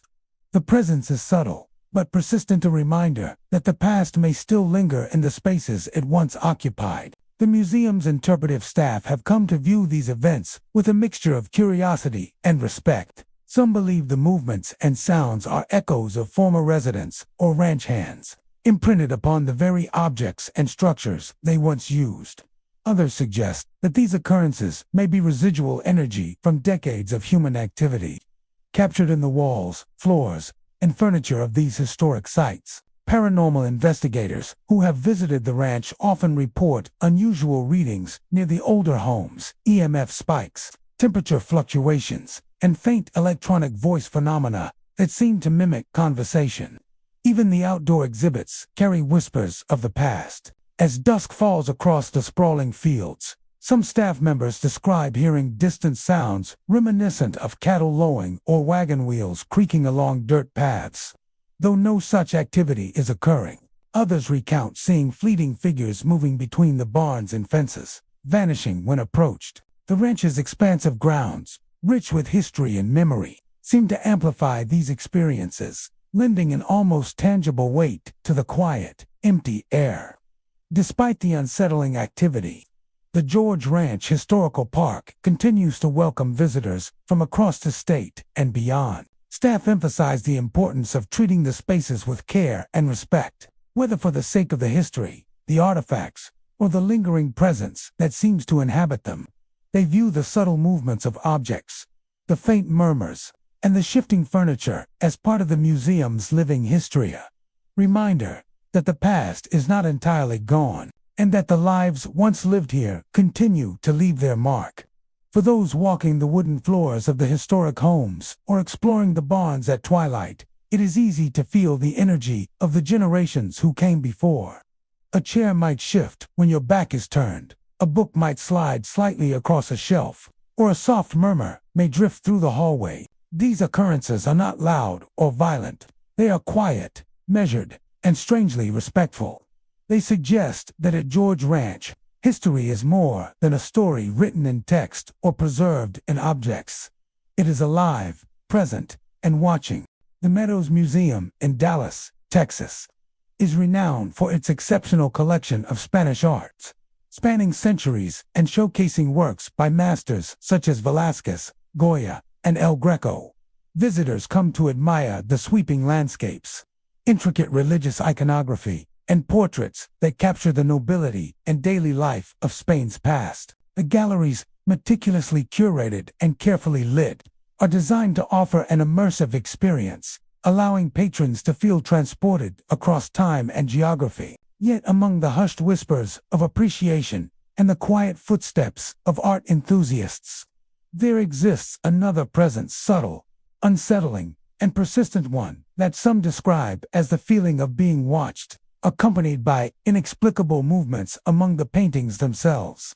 Reports of unusual activity at the Meadows Museum began quietly. Docents and staff noticed that frames occasionally appeared slightly tilted when compared to their original alignment. At first, these shifts were attributed to vibrations from foot traffic, maintenance work, or minor structural settling. However, as the incidents became more frequent and consistent, even careful monitoring could not explain the occurrences. A painting depicting a regal Spanish noblewoman, for example, would lean just enough to catch the gallery lighting differently, only to return to its original position the next day without intervention. One of the museum curators, Alina, recalls a particularly strange evening. She had been closing the galleries after a late reception, walking slowly through the halls to ensure all paintings were secure. As she passed a series of Velázquez portraits, she noticed the frames seemed to tilt slightly toward her, almost imperceptibly. A chill ran down her spine, and she felt the unmistakable sensation that eyes were following her every move. When she stepped back and examined the frames with a flashlight, everything appeared intact, but the feeling of being observed lingered, heavier than before. It isn't only the movement of frames that has garnered attention. Several staff members have described subtle shifts in the positions of paintings or even slight rotations along their axes. Small adjustments, invisible unless one knows the precise orientation, give the impression of deliberate observation. Some employees believe the artworks themselves are responding to the energy in the room or to the presence of visitors, aligning subtly as if acknowledging the attention given to them. Others speculate that centuries of history, emotion, and artistry imbued in the works have left residual impressions, causing faint echoes of movement. Visitors have occasionally sensed a presence without seeing any physical changes. Many recount feeling eyes on them as they lingered in front of a painting, a sensation that grows more intense in quieter, dimly lit galleries. A student on a late-night museum tour reported that a shadow seemed to stretch across the floor from a corner of a large religious triptych, only to vanish when he moved closer. Another visitor described hearing the faint whisper of footsteps behind her as she circled a gallery, though no one else was present. One evening, a security guard named Thomas recounted his experience on a particularly quiet night as he patrolled the museum. He noticed the golden frames of several mid-17th century portraits had shifted slightly. He paused, noting the precise angles with a flashlight. Minutes later, after continuing his rounds, he returned to find the frames aligned differently again, subtly but unmistakably adjusted. Feeling uneasy, he called for another guard to join him, but when his colleague arrived, the shifts had ceased, and the feeling of being watched lingered in the empty hallways. Some paranormal enthusiasts suggest that these experiences are tied to the long history of the artworks themselves. Many of the pieces arrived at the Meadows Museum after centuries in European palaces, churches, and private collections. The lives and energies of past owners, as well as the intense devotion and reverence with which the paintings were created, may have left subtle imprints. In this view, the slight movements are not random but are echoes of those who once cherished these masterpieces, silently observing new generations of viewers. In addition to frame movements, staff sometimes notice changes in the positioning of labels and small artifacts displayed near the paintings. Objects may be nudged slightly or appear aligned with care, as if an invisible hand has ensured they are in proper order. Some employees report hearing soft footsteps, distant whispers, or the faint rustle of fabric sounds that vanish as soon as one tries to locate their source.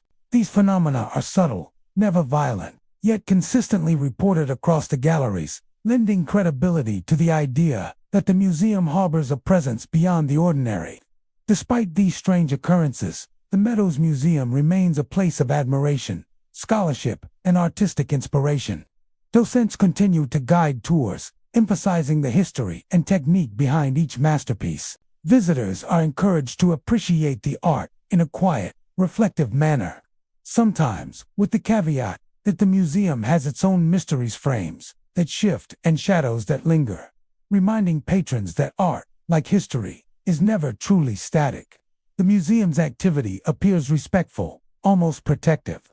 Frames are never broken, objects are never stolen, and no one has reported being threatened. Instead, the movements and sensations feel like a dialogue with the past, a gentle, persistent reminder that the centuries-old art on the walls carries energy and memory. Many staff and visitors have come to embrace this dimension, viewing it as part of the museum's character, adding depth to the cultural and historical experience. Even during closing hours, when the halls are empty and lights dimmed, the Meadows Museum seems to hold its breath. Paintings subtly adjust, shadows shift at the edges of vision, and the sensation of being observed remains, quiet but undeniable. It is as though the past is still alive, watching and participating in the ongoing story of the art it left behind. For those wandering the galleries, these subtle movements and sensations are a haunting yet beautiful reminder that the masterpieces housed within the Meadows Museum are not only historical artifacts, they are living witnesses quietly engaging with every visitor who steps into their world. The Old Red Museum in Dallas, Texas, stands as a striking symbol of the city's rich and complex history. Housed in the iconic red sandstone building that once served as the Dallas County Courthouse, the museum offers a glimpse into the lives, struggles, and triumphs of early settlers. The evolution of the city, and the notorious events that shaped the region. Its exhibits are meticulously curated, featuring artifacts ranging from pioneer tools and period clothing to documents and photographs that chronicle the city's growth. Yet alongside the educational and cultural significance, the museum has gained a reputation for something far more mysterious. Unexplained activity that suggests the past is not entirely at rest. Staff and frequent visitors alike have reported strange occurrences, particularly in the sections dedicated to early settlers and infamous events. Artifacts occasionally appear displaced overnight, even though the exhibits are under strict security and monitored by cameras. Chairs are sometimes found nudged slightly away from tables. Old trunks are discovered ajar, and small objects seem to shift on display shelves. In many cases, these changes are subtle, easily missed by the casual observer, but persistent enough to draw attention from museum employees. One curator, Michael, recalls a late evening spent preparing a new display on early Dallas history. As he arranged a set of pioneer tools on a table, he noticed a hammer and pliers slowly shifting, though no one else was in the room and the windows and doors were securely locked. He stepped back, only to watch as the objects returned to their original positions moments later. Feeling a chill in the air, he remarked on the experience to his colleagues the next day, and was surprised to find that others had noticed similar anomalies in their own areas of the museum. Visitors have occasionally experienced these phenomena firsthand. A group touring the section on notorious local crimes reported feeling sudden cold spots that seemed to move with them through the exhibit. One of the guests, a high school student, claimed she saw the faint outline of a figure standing near an old photograph of the courthouse, only for it to vanish when she blinked. Others have heard faint, disembodied footsteps echoing along the polished floors, following them, even in empty hallways. These encounters, while subtle, leave a lingering sense that the history displayed is more than mere objects. It is alive, aware, and attentive. The museum's architecture may play a role in amplifying these experiences. Constructed in 1892 from vivid red sandstone, the old red building retains its original high ceilings, arched windows, and thick wooden doors. The stone and timber structure seems to capture and hold sound, creating echoes that sometimes defy explanation. Staff have noted that the cold spots often appear near older parts of the building, particularly where the original courtroom and administrative offices once operated. These areas carry a weight of history, and perhaps residual energy from the people who lived, worked, and passed through them. One evening, a security guard named Robert recounted an especially unsettling experience.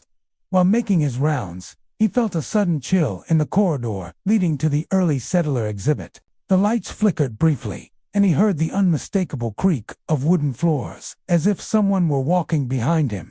Turning quickly, he found the hallway empty. Yet several display cases had subtly shifted, with small items repositioned to align almost perfectly with the frames around them. He later admitted that the sensation of being observed was nearly overwhelming, as if invisible eyes were tracking his every movement. Artifacts tied to notorious events seemed to attract particular attention.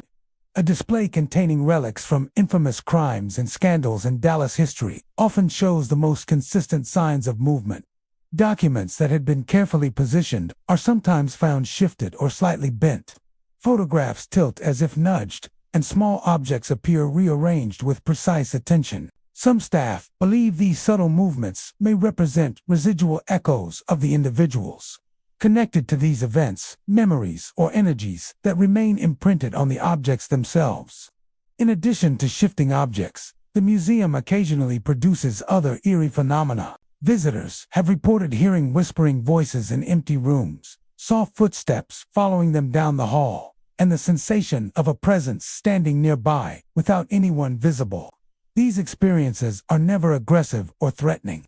Rather, they are quiet, unsettling reminders of the layers of human history the museum contains. Staff describe a pervasive awareness in certain galleries, an intangible feeling that the past continues to observe and interact with the present.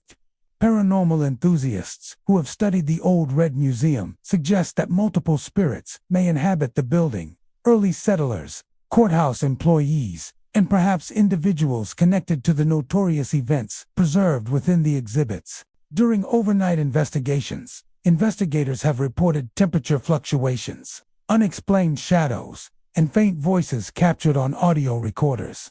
Some claim the artifacts themselves seem to respond to attention, moving subtly when someone is nearby, or adjusting when no one is watching.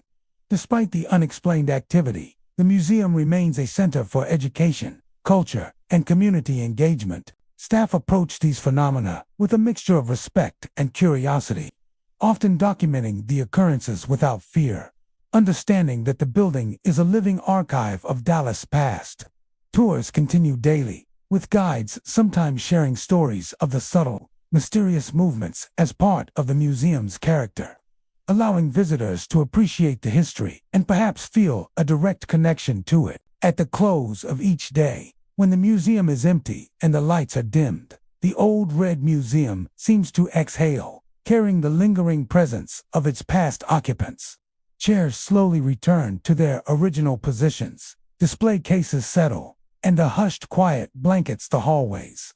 Yet the faint cold spots, the soft footsteps, and the sensation of being watched never fully disappear. They serve as reminders that the history contained within the old red museum is not static. It moves, it observes, and it continues to whisper its stories to anyone willing to notice. The Amen Carter Museum in Fort Worth, Texas, is a celebrated institution dedicated to American art, housing an impressive collection of paintings, sculptures, and photographs that span the 19th and 20th centuries.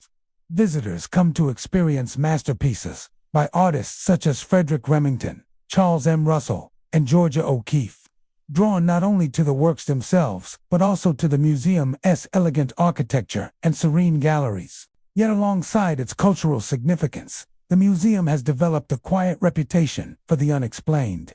Staff and patrons alike have reported occurrences that defy conventional explanations, subtle shifts in artwork, fleeting shadows in empty halls, and the pervasive sensation of being observed.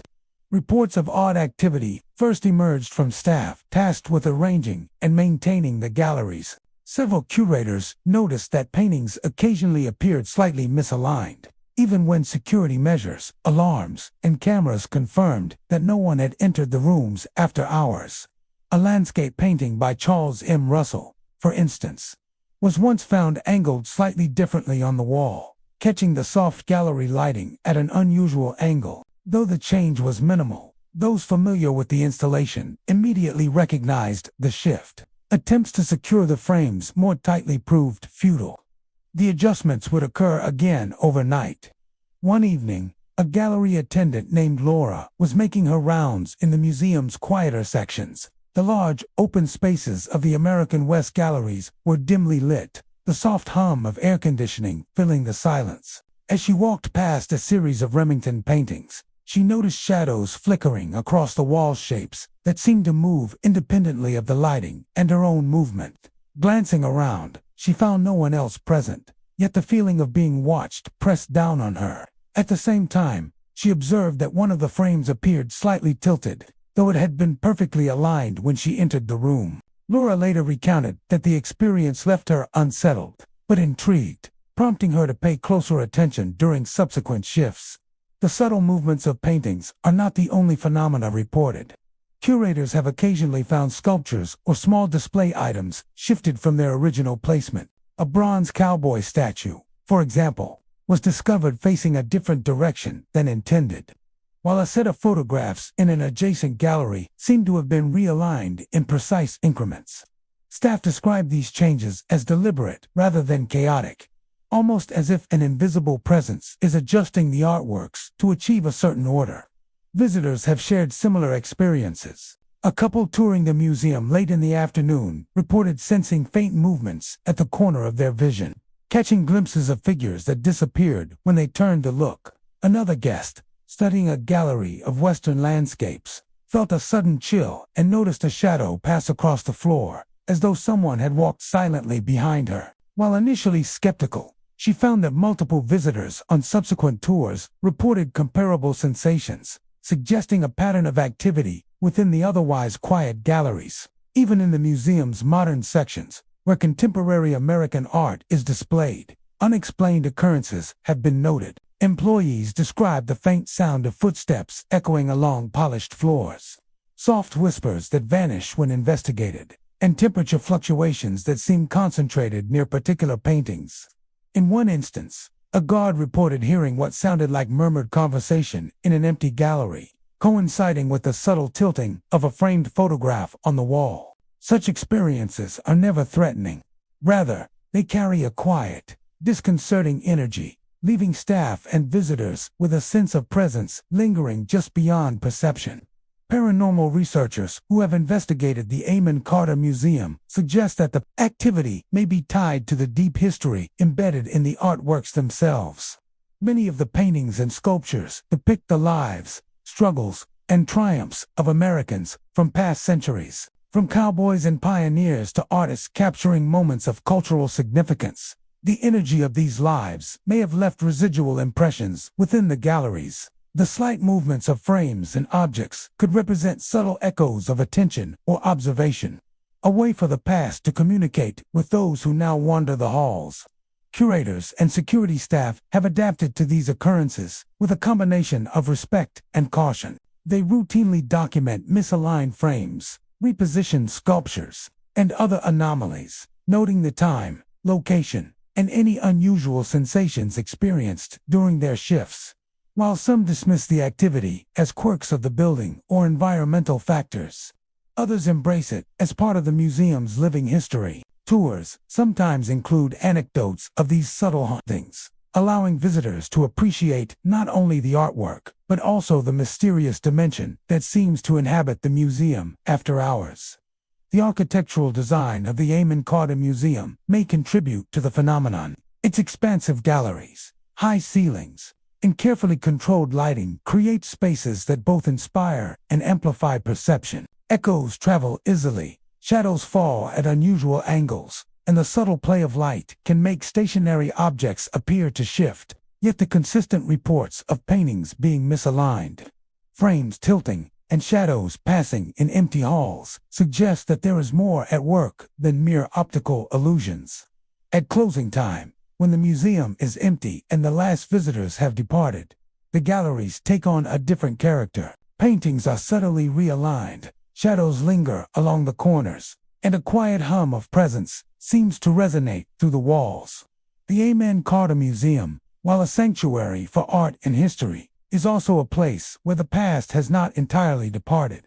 The whispers, shadows, and shifting frames offer a glimpse into a living connection between the artwork, the people who created and inspired it, and those who now experience it. For those wandering the quiet galleries late in the afternoon or during special evening events, the sensation of being watched is palpable. A frame may tilt slightly, a shadow may dart across the floor, or a faint whisper may drift through the air. The museum invites visitors not only to admire the beauty and historical significance of American art, but also to feel the lingering presence of the past, quietly observing, subtly interacting, and ensuring that the legacy of the works and the people they depict remains alive.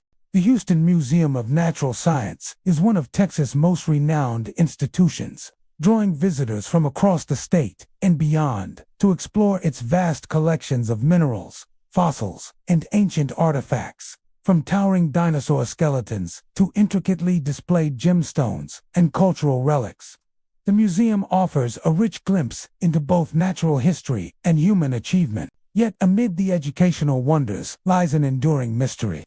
Staff have long reported instances where objects shift overnight, sometimes subtly, sometimes in ways that suggest intention rather than randomness. These phenomena are consistent enough to have become a point of both fascination and unease, raising questions about the unseen forces that might linger among the museum's treasures. The museum's paleontology section has been a particular hotspot for unexplained activity. Fossils meticulously arranged for display are occasionally discovered, misaligned, or rotated when staff return the following morning. Small trilobite specimens, once aligned in precise rows, have been found forming diagonal or circular patterns, as if deliberately repositioned. A preparator named Sophia recalls one evening staying late to catalog a new ammonite display. As she worked, she felt a sudden chill in the air.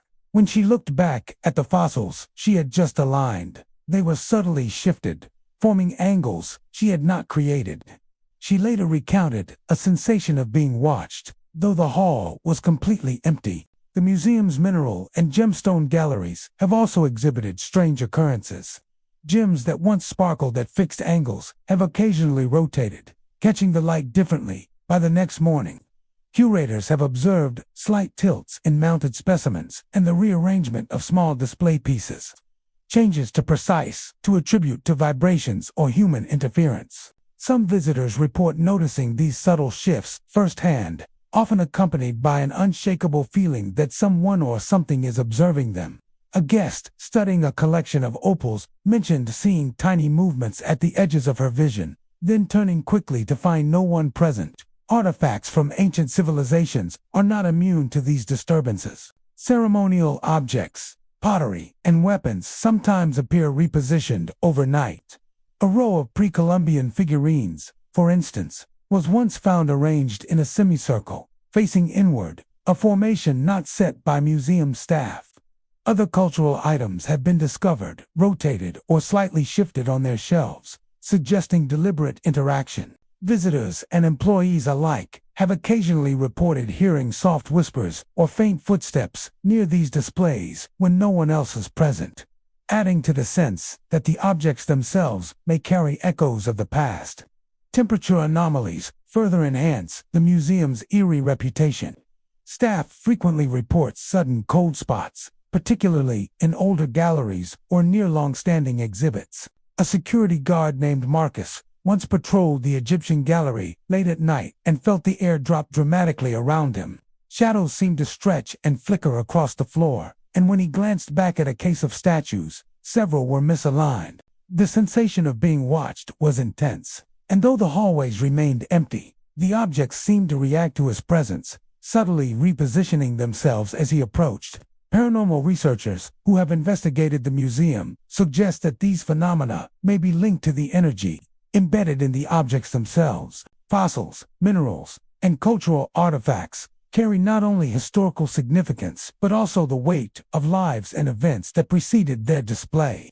The slight shifts and repositioning may be echoes of the past, an invisible dialogue between the objects and those who now interact with them. The precision of the movements, often forming patterns or orientations that feel intentional, lends credibility to the idea of a lingering, unseen presence. The museum's architecture may amplify these experiences. High ceilings, open gallery spaces, and polished floors create an environment where subtle sounds, movements, and temperature changes are easily noticeable. Areas with older exhibits, particularly paleontology and anthropology sections, appear to show the most consistent activity. Staff report that the quiet and isolation of the museum after hours make the phenomena more pronounced, enhancing the sensation of a living presence among the collections. Visitors occasionally sense the museum's mysterious energy. A family attending a late program in the Mineral Gallery reported seeing gemstones shift slightly, catching the light differently with each glance. Another guest, walking past the dinosaur skeletons, claimed to hear faint footsteps echoing behind him, yet when he turned, the space was empty. These experiences, though subtle, leave a lasting impression and create a sense of wonder that complements the educational mission of the museum. Despite the unexplained activity, the Houston Museum of Natural Science continues to thrive as a center for learning, discovery, and cultural engagement. Staff document shifts in objects and unusual sensations while maintaining daily operations, treating the phenomena with respect rather than fear. Many see the activity as a connection to the past, a way in which history silently interacts with the present. The Bullock Ranch House exhibit in Austin stands as one of the most intimate and atmospheric pieces within the broader Texas State History Museum, designed to recreate the feel of a genuine pioneer homestead. The exhibit immerses visitors in the simplicity and hardship of 19th-century frontier life. Every item, from hand-carved wooden furniture to weathered cooking utensils and aged textiles, tells a story of endurance and domestic rhythm in a time before modern conveniences. Yet, despite the educational intent of the exhibit, both visitors and staff have noticed something beyond the ordinary, an invisible presence that seems to linger among the rustic walls and time-worn relics, as though the spirits of those who once lived such lives still inhabit the recreated space. The exhibit's authenticity is striking. Inside, wooden floors creak beneath one's steps. The scent of aged timber and iron lingers in the air, and dim lighting evokes the glow of lanterns that might have once flickered in a real ranch house a century ago. Yet, it's within this quiet recreation that things begin to move without explanation. Chairs are often found slightly shifted from their marked display positions, and utensils once neatly arranged sometimes appear displaced or tilted, as if handled by unseen hands. Staff who tend to the exhibit overnight have noted that these changes occur despite the area being locked and untouched between viewings. One longtime caretaker, Alina, recalls a night she stayed after closing to finish resetting the display. She was arranging a small wooden table laid out with metal cups, spoons, and a tin coffee pot when she heard a distinct scrape behind her, like the slow drag of a chair across the floor. She turned, expecting another employee, but the room was empty. The chair in the far corner, however, had shifted slightly, its legs angled away from the table. She returned it to place, only to find it moved again a few minutes later. What unsettled her most wasn't the sound, but the distinct feeling that someone else was standing close by, just outside her field of vision, watching quietly as she worked. Visitors have reported similar sensations. Some describe a heaviness in the air as they approach the exhibit, an almost tangible stillness that differs from the rest of the museum. A few have even spoken of feeling watched or gently brushed by unseen forces, especially near the hearth display, where a cast-iron skillet and kettle sit as though waiting for a meal that never comes. One visitor mentioned pausing to read a plaque about pioneer cooking methods when she suddenly felt the faintest tug on her sleeve, like a child trying to get her attention. When she turned, there was no one close enough to have touched her. The museum's security system has also captured curious activity. Motion sensors sometimes trigger during the late hours, yet no physical presence can be found on review. In several instances, night shift guards have entered to investigate alarms, only to find utensils rearranged or chairs angled differently. One guard, describing the experience later, said the air in the room felt charged, as if filled with static before a thunderstorm. Another swore he heard a faint, humming a woman's voice, melodic but distant, echoing from within the display. Some historians suggest that the energy surrounding the exhibit may come from the deeply emotional history it represents. The life of Texas pioneers was marked by hardship, resilience, and sacrifice. Families endured droughts, loss, and isolation, pouring their entire existence into the land. The artifacts on display, many authentic to the late 1800s, were once part of real lives, objects used daily by hands that worked, struggled, and dreamed. Perhaps that connection between human spirit and object remains strong enough to echo through time, manifesting in the subtle movements and sensations reported today. Certain employees have taken to quietly addressing the unseen presence when resetting displays. They speak softly, acknowledging the spirits of those who might still linger. "We're just taking care of your home," one curator once whispered while adjusting a misplaced chair.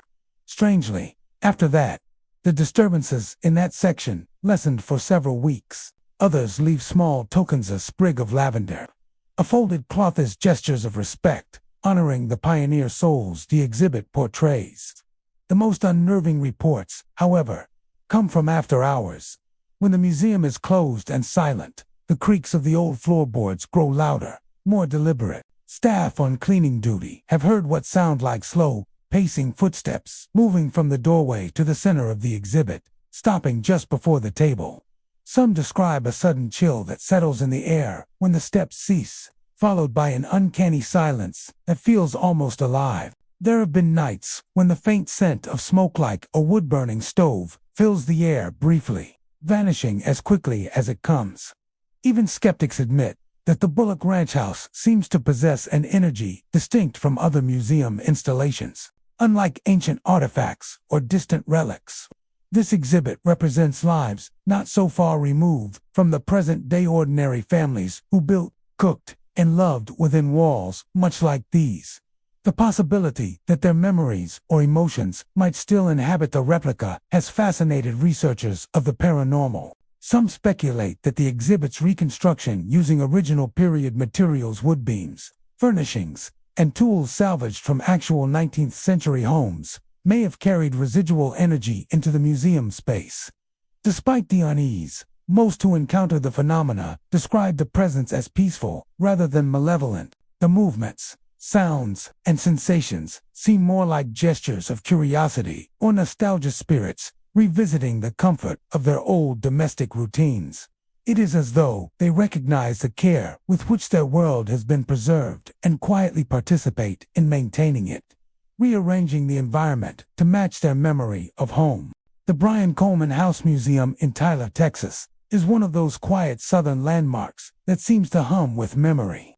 Its white columns, tall windows, and creaking porches tell of a bygone century time when carriages clattered down dirt lanes, and families gathered by candlelight in parlors scented with polished wood and garden blooms. The house, now preserved as a museum, offers visitors a glimpse into 19th century domestic life. But beneath its refined appearance and historical displays lies something unseen, something that stirs when the hallways fall silent. Visitors often remark that the house feels alive.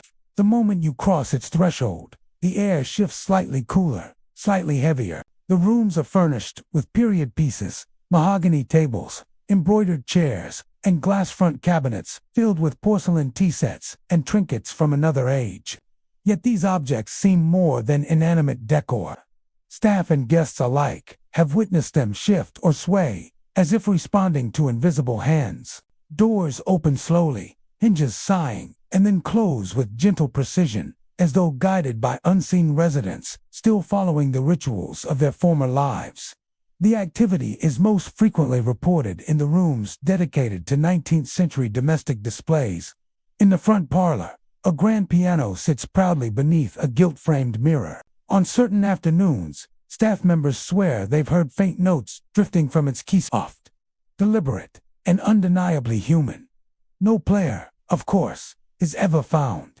Once, during a quiet weekday, a volunteer setting up for a tour heard the sound of a chair scraping lightly across the parlor floor. She turned to see one of the dining chairs had moved several inches from its spot, as if someone had just stood up from it. She laughed nervously and pushed it back, only to find it moved again an hour later when the room was empty. In another instance, a visitor noticed a teacup on the dining table, slowly pivoting on its saucer. At first, she thought it was her imagination, a trick of light or vibration, but as she leaned closer, she realized the movement was smooth, deliberate, as though turned by invisible fingertips. She whispered to her companion, who nodded in disbelief as the cup stilled once more, resting perfectly centered, as though nothing had happened. Nighttime inside the Brian Coleman house brings an entirely different atmosphere. Staff responsible for locking up have described hearing footsteps pacing softly upstairs long after all visitors have left.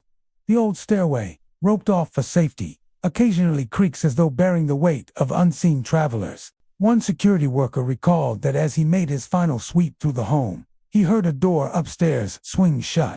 When he went to investigate, the door to the master bedroom was firmly closed, though he had left it open moments before. Upon reopening it, the room smelled faintly of lavender, the same scent noted in historical accounts of the original lady of the house, who was known for her handmade sachets. There's a story that seems to echo through the town's whispers, that of Margaret Bryan, the home's matriarch during the late 1800s, known for her devotion to family and hospitality. She lived through the hardships of the Civil War era and the years of Reconstruction that followed. Locals say she was meticulous in maintaining her household and often worked alongside her servants to keep everything in order. When she passed away in the upstairs bedroom, it's said that her spirit refused to leave, remaining behind to ensure her beloved home was always kept proper and dignified. Some believe it is her presence that moves through the house today. Doors open and close as if in polite greeting. Objects shift subtly, perhaps straightened by her unseen hand. A few guests claim to have caught the faintest reflection of a woman in the parlor, a soft outline of lace and light that vanishes when one looks directly. The museum staff, while cautious about fueling ghost stories, admit there are things they cannot explain. On several occasions, small display items, buttons, sewing needles, and ribbons have been discovered, out of place, neatly arranged in patterns on nearby tables. One employee found a sewing thimble resting on a windowsill she'd dusted only minutes before. "It's like she's rearranging," she once said quietly, making it feel like home again. The children's bedroom, a favorite among school tours, has its own mysteries. Dolls placed on the small iron bed are sometimes found facing different directions by morning. A rocking horse near the window has been seen gently swaying, though no air vent or draft could account for the movement. One teacher visiting with a class claimed she heard giggling from that very room when no children were present. "It sounded light and happy," she said, "like the laughter of someone who hadn't realized a century had changed." The more rational explanations, building shifts, vibrations, static discharge, have been explored, but none fully account for the precision and timing of the activity. The house's structure, though aged, is stable. The exhibits are carefully maintained, yet the phenomena persist, as if some part of the Bryan family's domestic rhythm continues, looping gently through time. Those who have stayed after dark often speak of an overwhelming calm that settles in the house. The whispers of the past seem to blend with the sound of the wind brushing against the shutters. Some say that if you stand quietly in the parlor after sunset, you might feel a faint draft pass by, cool, soft, almost affectionate. It's as if someone were walking past you, pausing briefly before moving on to tend another room. What makes the Bryan Coleman house particularly unique is the sense of peace within its haunting. Unlike the oppressive energy found in other haunted sites, the activity here feels orderly, almost purposeful. The spirits, if they indeed linger, appear content protective rather than restless. They tend to the home, as they always did, ensuring it remains preserved, polished, and proper. The Orange County Museum of Art in Beaumont, Texas, is a striking fusion of modern creativity and quiet mystery. By day, its gleaming white walls and sharp architectural lines host an ever-changing display of contemporary art, bold sculptures, abstract canvases, and conceptual installations that challenge the senses. But by night, when the lights dim and the halls fall silent, something stirs among the exhibits. Objects move, shadows shift, and the air takes on an uncanny tension that many visitors and staff struggle to explain. It began subtly, as these things often do. During one routine morning check, a gallery assistant noticed a large metal sculpture had rotated slightly overnight. The piece was heavy, its base secured, with no evidence of tampering or movement in the security footage. The next day, the sculpture had shifted again, not far, just enough to be noticeable to anyone familiar with its original placement. Then, in another wing, an acrylic installation appeared a few inches out of alignment. Again, there were no signs of forced entry, no footprints, no explanation. At first, the staff brushed it off as coincidence, the result of natural building vibrations or minor errors during cleaning. But as days turned into weeks, the phenomenon spread. Paintings would be found hanging slightly crooked, though they had been perfectly leveled the night before.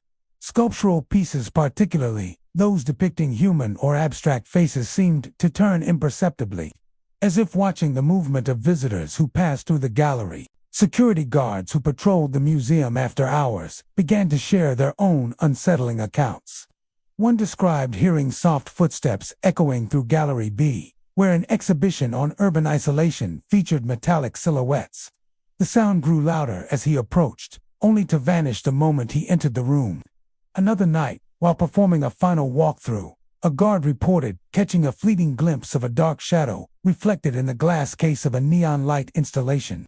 When he turned around, there was nothing there. Yet, the reflection had shown unmistakable movement, figure gliding past, just behind him. Technicians, responsible for maintaining the museum's climate-controlled environment, also began to experience the strange occurrences firsthand. Tools left on work tables would disappear, only to reappear neatly arranged hours later. One technician swore that while recalibrating a light fixture, he felt a distinct chill on the back of his neck, followed by the faint sound of a whisper too quiet to make out, yet close enough to feel the breath of it. Visitors, too, began to notice odd sensations. Some reported feeling watched, particularly in the long corridor leading to the contemporary sculpture gallery. "It felt like eyes on me," one woman recalled, "not in a scary way, more like someone was curious, studying me, the same way I was studying the art." Others described seeing movement from the corners of their eyeshadows that seemed to slide between exhibits, darting away when directly observed. The museum's staff started documenting these incidents, hoping to find patterns. Curiously, the disturbances seemed most frequent near installations that explored themes of memory, loss, and human identity. One particularly active piece was a mixed-media sculpture made from reclaimed wood and fragments of mirrors, titled "The Persistence of Self." The mirrors in this piece had been found rotated on several occasions, though the bolts holding them were firm. A few staff members who spent time near it claimed that when the room was quiet, the mirrors would faintly pulse with shifting light, as though reflecting movement that wasn't there. Some believe the energy stems from the art itself. After all, many of the pieces are emotionally charged, created by artists who poured their own anguish, longing, or trauma into their work. "Art holds energy," one longtime curator said softly. "Every piece here represents someone's soul poured into form. Maybe some of that emotion lingers. Maybe it takes shape. But there's also a local legend that hints at a deeper, older presence beneath the building." Before the museum was constructed, the site was home to a late 19th century boarding house that catered to traveling performers and artists passing through Beaumont. In 1902, a devastating fire swept through the property, killing several residents. According to city archives, the bodies of 2 painters and a young sculptor were never recovered. Some whisper that their creative spirits never left the ground, that their energy infused the soil where the new museum now stands. Drawn to the art, as if recognizing a familiar language, several staff members have privately admitted to encountering what they believe could be these lingering spirits. One night, during an exhibit rotation, a curator was alone in the East Gallery, adjusting placards. As she stepped back to check the alignment, she noticed a figure reflected faintly in the glass of a nearby display. The outline was tall, indistinct, standing perfectly still. Assuming it was a coworker, she turned to greet them, but the room was empty. When she looked back, the reflection had vanished. Later, reviewing the footage, the cameras showed only her. In another unsettling incident, a janitor, working after hours, reported hearing the faint, rhythmic sound of tapping, like a brush against canvas, coming from the closed conservation studio. Thinking someone had left early work unfinished, he unlocked the door. The studio was empty, the lights off. Yet the sound persisted for several seconds more, fading slowly, as if the unseen painter had finally set down their brush. Even more unnerving are the occasional temperature drops. Some galleries, kept at a steady 72 degrees, have been recorded plunging to 60 degrees within minutes, only to normalize again without explanation. These cold pockets often coincide with moving objects or flickering lights. "It's like the air changes when something's near," one staff member said. "You can feel it, like the room itself is holding its breath." Despite these eerie happenings, the Orange County Museum of Art remains a cherished space for artists and patrons alike.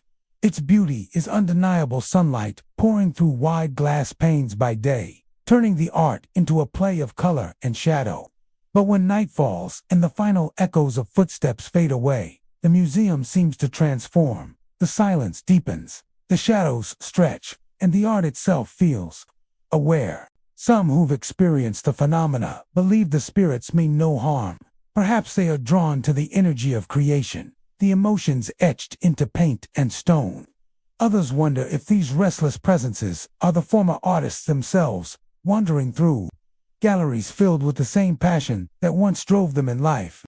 The Texas Maritime Museum in Rockport stands proudly along the Gulf Coast. Its sleek design and nautical themes a tribute to Texas's deep maritime roots.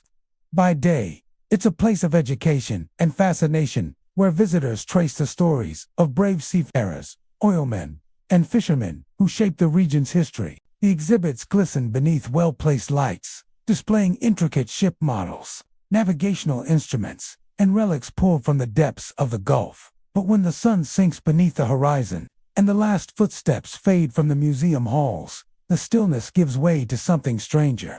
It begins with a sound, faint, almost imperceptible, like the slow creak of timbers straining under a phantom tide. Many who have locked up the museum at night claim to hear it. Some say it's just a building settling, reacting to the temperature change. Others aren't so sure, for in the quiet darkness, the air often carries a faint scent of salt water and tar, as if the sea itself has crept inside. The first real incident was recorded by a security guard named Frank Alvarez. One evening, as he made his rounds through the nautical gallery, he paused near the centerpiece, a stunning model of an 18th century schooner, its rigging and sails painstakingly detailed. Frank swore he saw the ship move ever so slightly, its hull rocking as if caught in a gentle wave. Thinking his eyes were deceiving him, he leaned closer. The glass case surrounding the ship was perfectly intact, but the model swayed again, this time with more purpose, as if pushed by an unseen current. He stepped back, heart pounding, and turned on his flashlight. The moment the beam touched the display, the motion stopped. The air around him grew inexplicably cold, and he could hear the faint sound of water dripping nearby.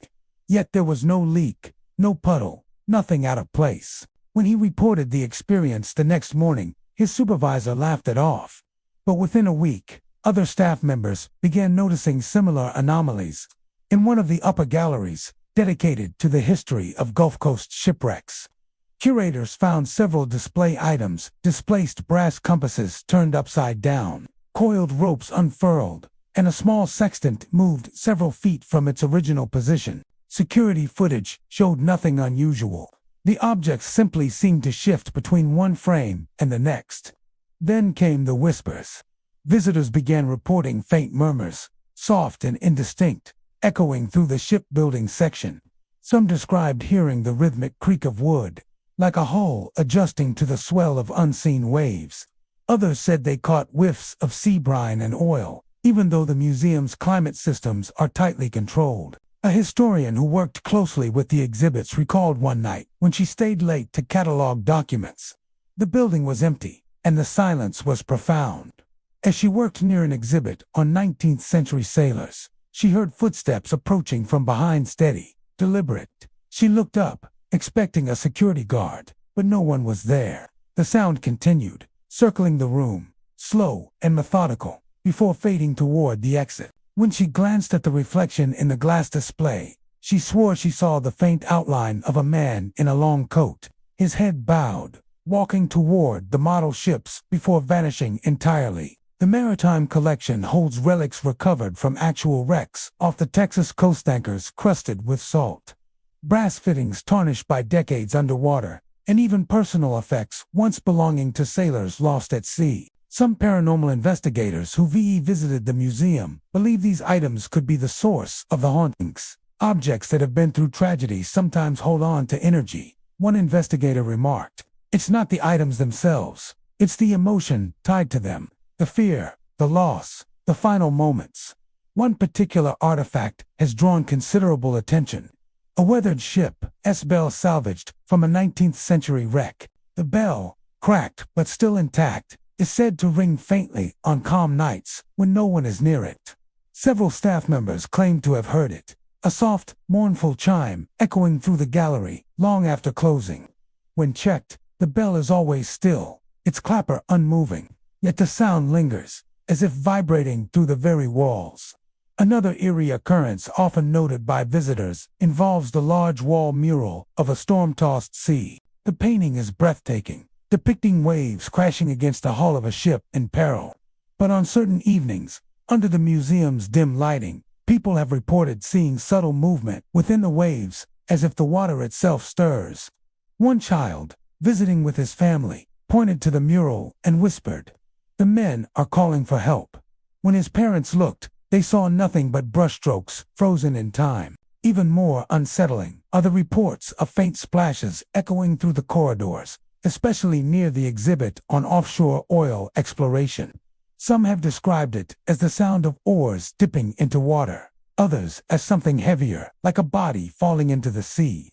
A janitor who once worked a night shift claimed that, while mopping the floor near that section, he felt drops of water strike his arm. When he looked up, the ceiling was dry.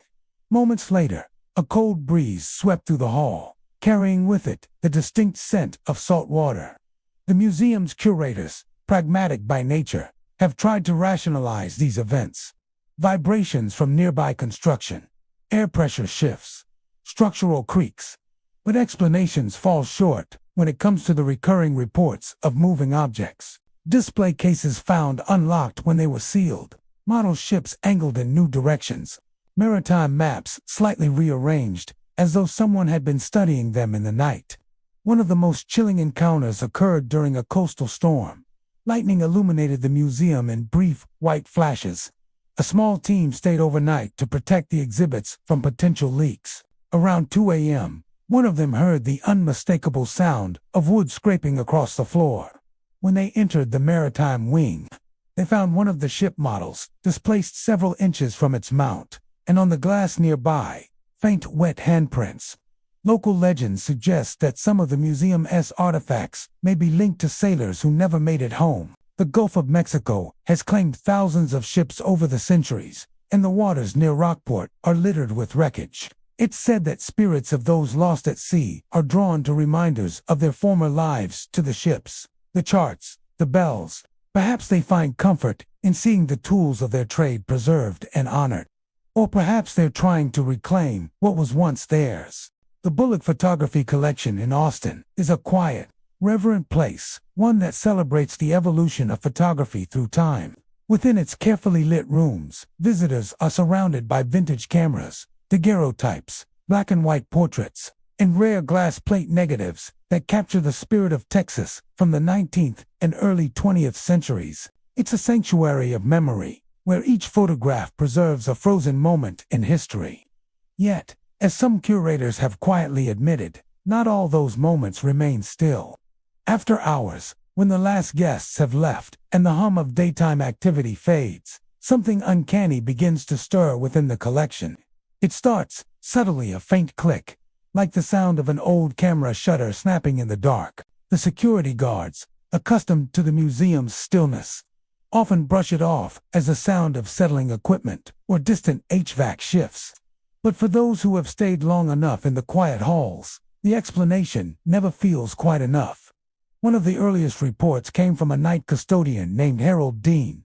He worked the evening shift, cleaning the galleries once they closed. Harold recalled walking past the exhibit featuring early Kodak cameras when he heard the unmistakable click of a shutter release. He turned, expecting someone had returned to retrieve equipment, but the room was empty. As he stood listening, the sound came again to rapid snaps in succession, followed by a faint mechanical whirring, as though film were being advanced. The display cases, of course, were locked, and every camera inside was long since decommissioned. Yet the clicking continued for several seconds before falling silent. Harold's story spread quietly among the staff, and before long, others began reporting similar experiences. Photographs that had been meticulously aligned during closing were found slightly askew in the morning. Frames seemed to shift by fractions of an inch. A curator named Melissa noted that one particular portrait, a sepia-toned image of a stoic Civil War veteran, was always a little crooked, no matter how often she straightened it. "It's like he refuses to stay put," she joked once, but there was something uneasy behind her smile. One afternoon, during a photography workshop, a small group of visitors noticed something strange. As they gathered near an antique camera display, a participant's digital camera malfunctioned, its flash flickering rapidly before shutting off. When the image was reviewed, the photo showed not the exhibit they'd been facing, but a blurred image of a man in old-fashioned clothing, standing behind the glass, staring directly at them. The reflection didn't match anyone in the room. Paranormal investigators, who later visited the Bullock photography collection, were fascinated by the residual energy surrounding the older displays. They noted sharp temperature drops in certain corners, particularly near the exhibit of tintype photographs.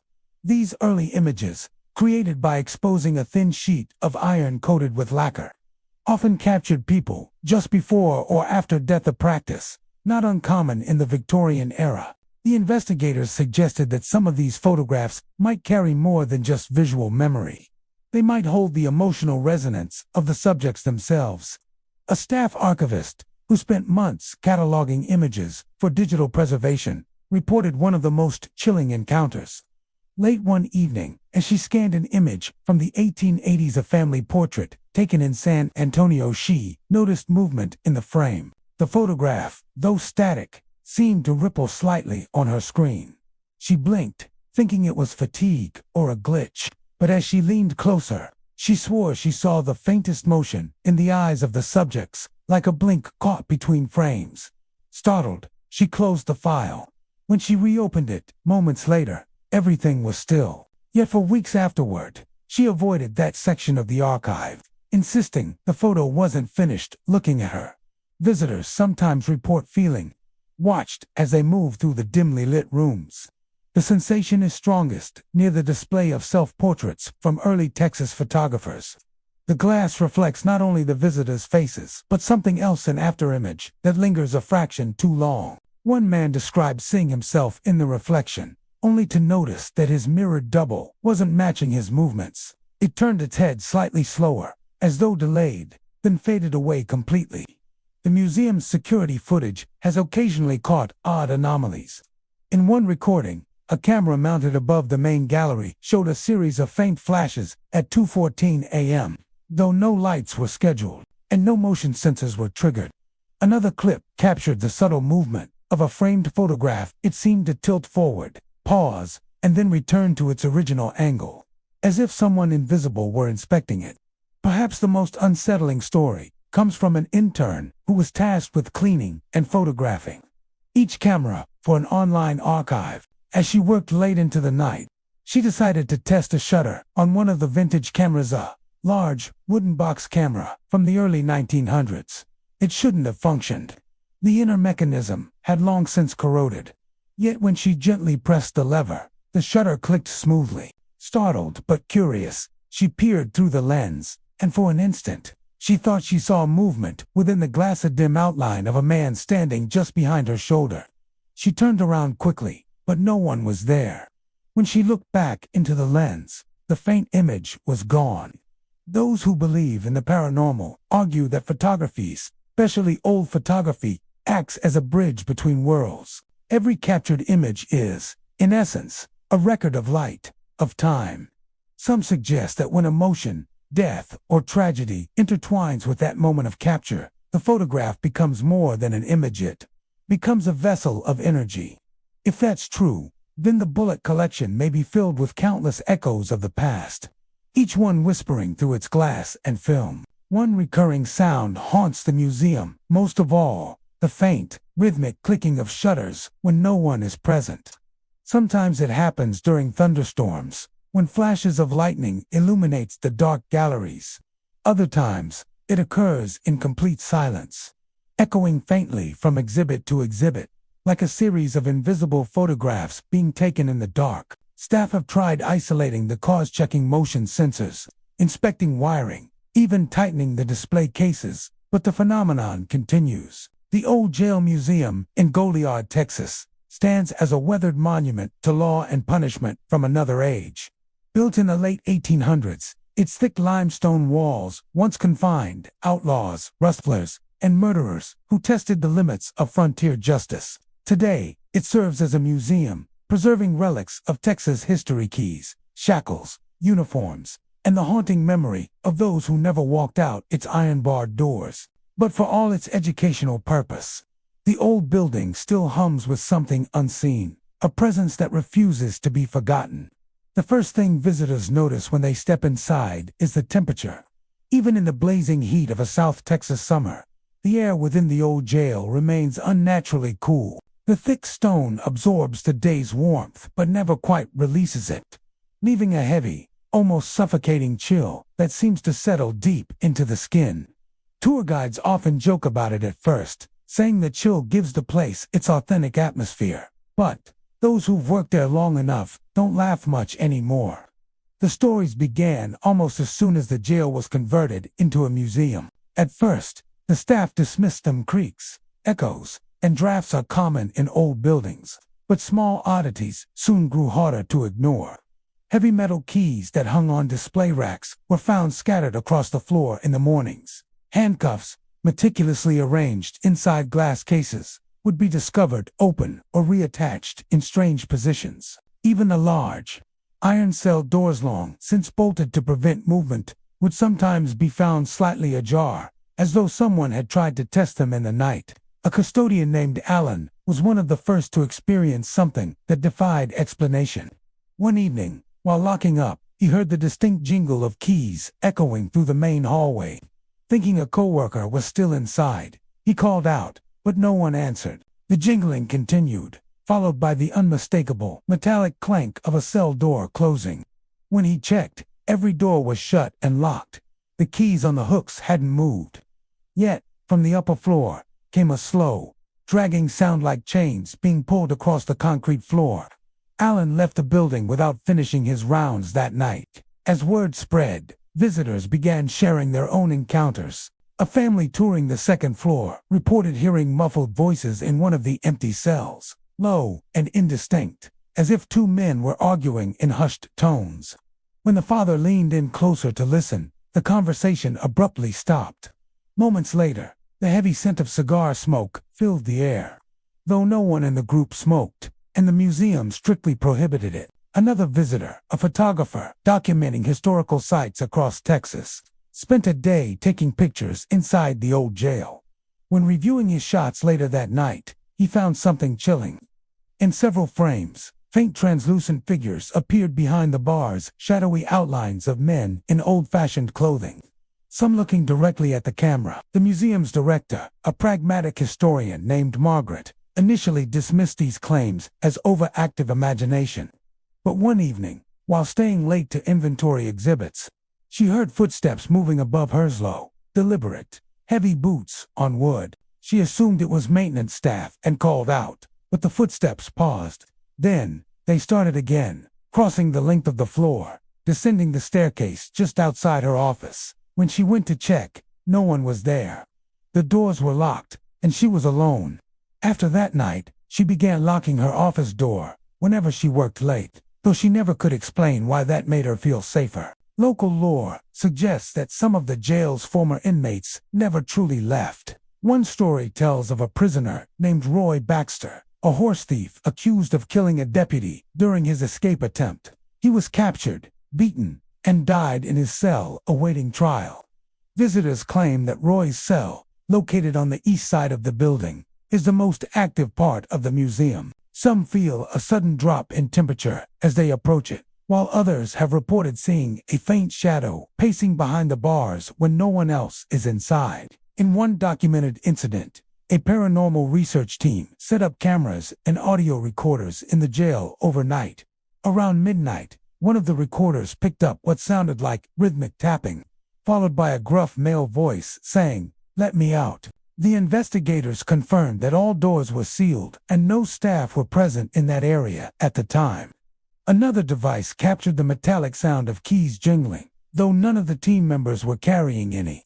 There are also reports of a woman's voice, soft, mournful, sometimes singing, coming from the small kitchen area where meals were once prepared for inmates. Historical records indicate that the jailer's wife once assisted with the cooking duties and often brought her young daughter along. Legend has it that the girl fell ill and died within the building. On quiet mornings, some staff claim they hear faint humming, like a lullaby, echoing faintly from that part of the museum. The strangest phenomenon, however, involves the metal itself. Keys, handcuffs, and tools seem to respond to unseen hands. On multiple occasions, curators have found objects grouped into small, Deliberate arrangements, 3 keys laid in a perfect triangle. A set of cuffs placed neatly atop an exhibit label, or nails aligned in straight rows. No one has ever been caught moving them, and no logical reason explains why these items keep shifting. The soundscape of the old jail museum is equally unsettling. There are the obvious creaks and groans of old timber, but beneath those come the subtler noises, the echo of boots, the clang of metal, the low murmur of unseen voices. Some nights, the air vibrates with what staff describe as residual energy, a pressure that makes the hair on one's arms stand up. Despite its eerie reputation, the old jail remains a beloved local landmark, drawing history buffs and ghost hunters alike. Some come to learn about Texas justice in the frontier era. Others come seeking proof of what lingers beyond it, whether the restless spirits are former prisoners, guards, or the echo of the building's turbulent past. One thing is certain, the old jail museum holds more than artifacts within its walls. The Heritage Museum of Montgomery County in Conroe, Texas, is a place where history breathes softly through creaking floors and polished glass cases. Nestled among towering oak trees and manicured gardens, it's a welcoming destination for families, students, and history lovers eager to explore Texas' pioneer roots. Inside, visitors find rooms dedicated to early settlers, vintage clothing, Civil War relics, and personal belongings from generations past. Yet, beneath the comforting aroma of old wood and aged paper, there's a lingering quiet whisper of something unseen that refuses to rest. From the outside, the museum looks peaceful, its white columns and broad porch exuding southern charm. But those who've worked there after dark tell a different story. When the last tour group leaves and the lights are dimmed, a stillness falls over the building, one that feels less like calm and more like anticipation. It's as if the air itself waits for movement. The first reports of strange activity came in the early 1990s. Not long after the museum expanded its collection to include more personal artifacts from local families, staff began to notice small disturbances: chairs slightly repositioned, display cases that wouldn't stay locked, and delicate trinkets from the 19th century that seemed to shift without explanation. At first, they blamed vibrations from passing traffic or uneven flooring, but some incidents defied logic. One curator, an older woman named Mrs. Latham, was the first to speak openly about her experiences. She often stayed late cataloging new donations, and one evening she heard soft footsteps in the hallway behind her office. Thinking another employee had returned, she called out, but received no response. The footsteps grew louder, then stopped right outside her door. When she opened it, the corridor was empty. A framed portrait of a pioneer family that had hung straight all day now tilted slightly to the side, as if disturbed by an unseen hand. She laughed it off at first, but a week later, while dusting the same hallway, she caught something in her peripheral vision: a man standing near the end of the corridor, dressed in old-fashioned clothes, a vest and hat like those worn by settlers in the late 1800s. She turned quickly, but he was gone. Only the faint scent of pipe tobacco lingered in the air, an aroma no one else in the building used. Soon, others began to report their own encounters. Volunteers setting up seasonal displays would return the next morning to find objects rearranged, chairs pulled out from tables, or books stacked neatly in new formations. One particularly eerie event occurred in the Pioneer Life Room, where antique furniture is arranged to resemble a typical 19th century home. Staff discovered that a rocking chair had shifted from one side of the room to the other overnight. Despite being roped off and too heavy for a casual push, the rope barrier was still intact. Visitors, too, have sensed that something stirs beyond what meets the eye. Several guests have claimed to feel a light tap on the shoulder while examining artifacts, only to turn and find no one nearby. Others describe the distinct feeling of being watched, especially in rooms displaying personal heirlooms, family Bibles, worn clothing, or photographs with fading smiles. Some say they can hear soft murmurs in these spaces, a blend of male and female voices, too faint to distinguish words, but too distinct to dismiss as imagination. One particularly chilling account came from a high school student on a field trip. While his class toured the second floor, he lingered near a display of antique dolls from the late 1800s. He later told staff that one of the doll's glass eyes seemed to follow him as he moved. Laughing nervously, he stepped back, and the doll's head, positioned firmly when the display opened, had turned slightly toward him.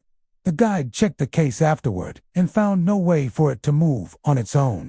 The museum's archives hold thousands of relics, many with deep emotional histories. Some staff speculate that these personal connections, the love, loss, and memories attached to them, might explain the energy that clings to the building. One volunteer recalled unpacking a trunk donated by a local family and feeling a sudden chill as she opened it. Inside were letters from the Civil War, some of them tear-stained, others written in a shaky hand by soldiers who never returned home. Moments later, one of the letters fluttered to the floor, though there was no draft, no open window, and no fan nearby. Another recurring phenomenon centers around the museum's antique furniture collection. Several employees have heard faint creaking sounds coming from the old rocking chairs in the late evening, as though someone invisible were sitting and gently swaying. One night, a security camera recorded a chair rocking slowly for nearly 2 minutes. Despite the absence of movement anywhere else in the room, the footage has become something of a local curiosity, though skeptics insist it's due to subtle vibrations. There's also the Whisper Room, as some staff have nicknamed the Victorian parlor exhibit. Guests often report hearing indistinct voices, their soft laughter, low conversations, or the faint rustle of clothing. Recordings captured in the room sometimes contain strange audio anomalies, short bursts of static that sound eerily like words. When one paranormal investigator slowed down a recording, a faint phrase seemed to emerge, "Still here." Though unnerving, most of the activity feels more watchful than malicious, as if the spirits tied to these artifacts are merely observing, ensuring their legacies are respected. Some believe these presences are the museum's unseen curators, people who once lived the very lives now preserved in glass and wood. Late at night, when the museum falls silent, the building seems to hold its breath. Faint whispers echo through the halls, and the creak of a floorboard might signal a step that no longer belongs to the living. Some nights, the smell of perfumes sweet and floral, like something from a century ago wafts through the exhibits, even when the building is empty. Still, the Heritage Museum continues to thrive, drawing visitors from across Texas who come to learn about the past and sometimes to feel it moving. Many leave with stories they can't quite explain, a voice that called their name, a shadow that flickered across an empty hallway, or the quiet impression that they were not alone. The Sam Houston Memorial Museum in Huntsville, Texas, stands as a proud tribute to one of the most influential figures in Texas history. Nestled among towering pine trees and spread across the same land where Sam Houston once lived, the museum feels alive with the echoes of a time when the Republic of Texas was still young. Its collection of personal items, furniture, documents, and restored homes from the 1800s paints a vivid portrait of Houston's life. But beneath the surface of its educational charm lies something else, something unseen, yet deeply felt. For decades, visitors and staff have whispered about strange happenings, as if history itself refuses to stay locked behind glass. The first impression upon entering is often one of reverence. The air feels heavy, not in an oppressive way, but with a sense of significance, as though the very walls remember the man who once walked these grounds. Yet, as the day fades and shadows lengthen, that same air begins to carry an unspoken tension. Staff working after hours say it's impossible to ignore the subtle chill that drifts through the galleries. The way certain exhibits seem to shift when no one's watching. It started innocently enough. One evening, a security guard doing his rounds noticed something odd in the exhibit hall dedicated to Sam Houston's military and political life. A saber, displayed firmly in a glass case, had somehow turned slightly overnight. The next morning, curators confirmed it had been secured tightly the day before. Thinking it was a simple mistake, they straightened it again. But by the following morning, the saber had moved back to its tilted position. No vibration or mechanical fault could explain it. Cameras, oddly enough, captured nothing. Then came the books. In the archives, a collection of volumes from Houston's personal library is displayed with care. One night, a curator found a single book lying open on a nearby table, a biography of Andrew Jackson. The strange part, the book had been locked behind a glass case earlier that afternoon. No alarms had gone off, no locks had been broken. When she picked it up, she swore she felt a faint warmth on the pages, as though someone had just set it down. As word spread among the staff, more unsettling stories began to surface. A volunteer cleaning the main hall once reported seeing a tall figure standing near the entrance to the Woodland home, one of the original houses where Sam Houston lived. Dressed in what appeared to be old-fashioned clothing, the man stood silently, gazing toward the museum. She blinked, and he was gone. Convinced it had been a trick of light, she turned to leave only to hear the faint creak of a door closing behind her, though all doors had been secured. Visitors, too, have had eerie experiences. Many described feeling a sudden chill while walking through the room, displaying Houston's personal belongings, his hat, his cane, and the very desk where he once wrote letters to his wife, Margaret. Some claimed to have seen a shadow pass over the desk, as though someone had leaned forward to write, only for the shape to fade away. Others hear faint murmurs near the displays, voices so soft they seem to drift from another time.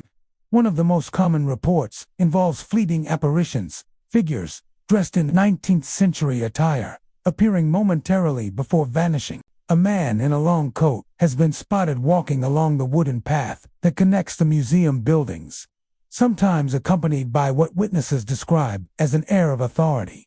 A few believe it's the spirit of Sam Houston himself, still wandering the grounds he loved. Others have seen a woman in period clothing, often near the rotunda, her expression calm yet sorrowful. Some speculate she could be Margaret Houston, eternally waiting for her husband to return. Perhaps the most chilling accounts come from the outdoor exhibits, particularly around the Steamboat House, the site of Sam Houston's death in 1863. During late evening tours, guides have reported seeing a faint glow in the windows, like lamplight flickering though the building is dark and empty. On quiet nights, a few claim to hear a deep sigh carried on the wind, or the sound of slow, deliberate footsteps on the porch. Security patrols often check the area, but they never find anyone. In one peculiar incident, a group of visitors touring the museum's log cabin exhibit stopped to listen to what sounded like the rhythmic creak of a rocking chair. The sound came from inside the roped-off section, where a replica of Houston's family room had been arranged.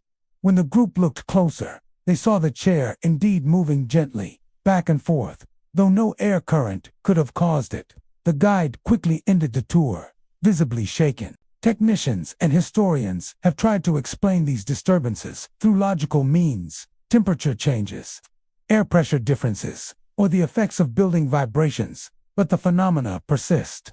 The most puzzling aspect is how some objects seem to move with intention. An inkwell once found shifted to the edge of its display was later discovered positioned directly beside a pen, as if someone or something had tried to use it. There's an unspoken belief among the staff that the museum's hauntings are not malicious.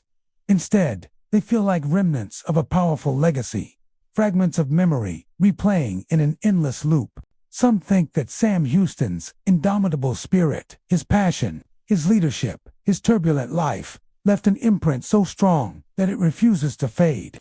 Others suggest that the countless personal artifacts, many of which were once handled daily by the Houston family, still carry an emotional charge, drawing their former owners back. One historian, who worked there for over 20 years, once said, "The thing about this place is, you can feel the weight of time. It's not frightening, exactly, it's humbling." Sometimes, I think Sam himself still checks in, making sure we're telling his story right. Indeed, even skeptics admit that the Sam Houston Memorial Museum possesses an atmosphere unlike any other. It's as if the past exists just beneath the surface, ready to reveal itself in fleeting moments. A shadow crossing the floor, a whisper in the stillness, a book left open as if awaiting a reader who has long since passed.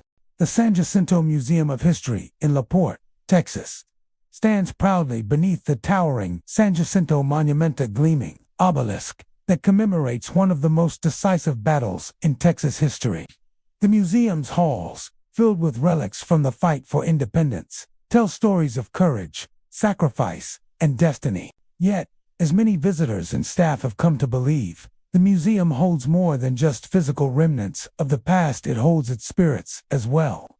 Late in the evening, when the museum's echoing corridors fall silent and the faint hum of the air conditioning fades, a different kind of energy begins to stir. Security guards performing their nightly rounds have often reported the same unnerving experience: faint footsteps pacing across the marble floors when no one else is present.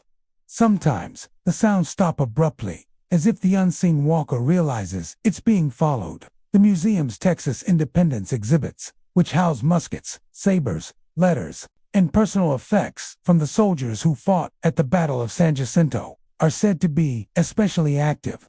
Staff frequently find artifacts slightly moved within locked glass cases, objects nudged forward, turned at a different angle, or even shifted completely from their documented positions. Maintenance teams have verified that vibrations from nearby traffic or air pressure fluctuations couldn't possibly cause the displacements. The mystery remains unsolved, yet the occurrences persist. Some who've experienced these strange moments claim the disturbances feel purposeful, almost reverent. A curator once recalled preparing a new display about General Sam Houston and noticing that a commemorative medal had turned to face outward overnight, as if deliberately repositioned for visitors to notice its engraving, victory or death. She laughed it off at first, but after resetting it multiple times and finding it turned again the next morning, she began to suspect that something unseen was reminding her hand, perhaps everyone, that history here still lives and breathes. Visitors, too, have reported eerie sensations while touring the galleries. Many describe a distinct temperature drop in certain rooms, especially those containing battlefield relics and uniforms. Others say they've caught glimpses of fleeting shadows reflected in the glass of display cases. These shapes move swiftly, often resembling the silhouettes of men in period clothing, broad hats, long coats, and occasionally what looks like a musket slung across the shoulder. Yet when they turn around, there's no one there. One of the most chilling reports comes from a young historian who spent several late nights cataloging artifacts for a digital archive project. One evening, while reviewing documents in the Revolutionary War section, he heard the unmistakable clink of metal, like a sword being drawn from its sheath. He froze, listening. The sound came again, closer this time. Summoning his courage, he walked toward the source, a dimly lit corner, displaying 19th century weapons. The air grew thick and still. When he reached the case, he found one of the sabers slightly out of alignment, tilted just enough to catch the light differently. He swore it had been perfectly centered earlier that night. The security footage from that period revealed nothing: no movement, no sign of intrusion, just an empty room and a flicker in the lights. Another common phenomenon occurs in the upper galleries near the dioramas of the San Jacinto battlefield.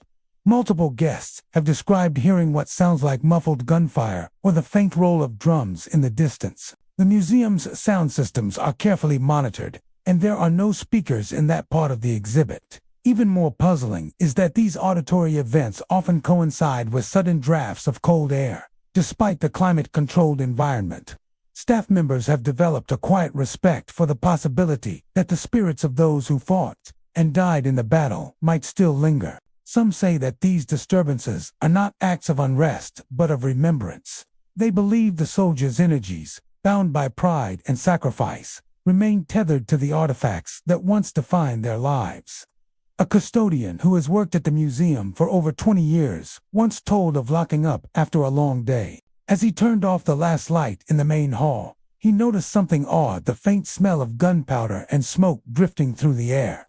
He stepped outside to check for a source, but the night was calm, the grounds empty. When he re-entered, the scent was gone. Only the echo of his own footsteps accompanied him to the exit. Some historians have proposed that such hauntings arise from the deep emotional residue left by the Battle of San Jacinto, itself a moment when the fate of an entire nation was decided in less than 20 minutes. That kind of collective intensity they say, might leave an imprint strong enough to echo through time, attaching itself to the objects that survived. Even skeptical visitors admit that the museum has a certain atmosphere and almost tangible reverence that feels both inspiring and unnerving. The stillness of the galleries carries weight, as though unseen eyes watch over the relics, guarding the memories of the fallen. The grand marble staircases and the cool, echoing halls seem to amplify every creak, every whisper of the past. Late-night workers often report a peculiar sensation as they walk past the exhibits. They feel a subtle pressure behind them, like someone following just a few steps back. When they pause, the sensation fades only to return when they move again. There are even whispered accounts of a figure occasionally seen near the central exhibit, an apparition, dressed in the rough uniform of a Texian soldier. His outline faint but unmistakable. Witnesses say he appears for only a moment, standing motionless as if inspecting the relics of the war he once fought. Then, with a slow turn of his head, he vanishes into thin air. Whether these occurrences are manifestations of restless spirits, psychic echoes of history, or simply tricks of perception in a place so steeped in emotion, one truth remains undeniable. The San Jacinto Museum of History is alive with memories. Every artifact, every whisper of sound, every unexplained shift reminds those who enter that the story of Texas independence was written not just in words, but in spirit. As we close our journey through the 25 most haunted museums in Texas, it's clear that these historic sites offer far more than artifacts and exhibits. They are living testaments to the past, where the echoes of history sometimes refuse to stay silent. From flickering lights and moving objects to shadowy figures and whispered voices, each museum holds its own mysteries, inviting visitors to experience the thin veil between the present and the past. While some may find these encounters unsettling, many guests describe a sense of connection, a fleeting glimpse into the lives and stories that shaped Texas. These haunted halls remind us that history is alive, whispering to those willing to listen. So next time you wander through a museum, take a moment to pause, observe, and respect the unseen. For the past may be closer than you think, and it may just move in ways you'll never forget.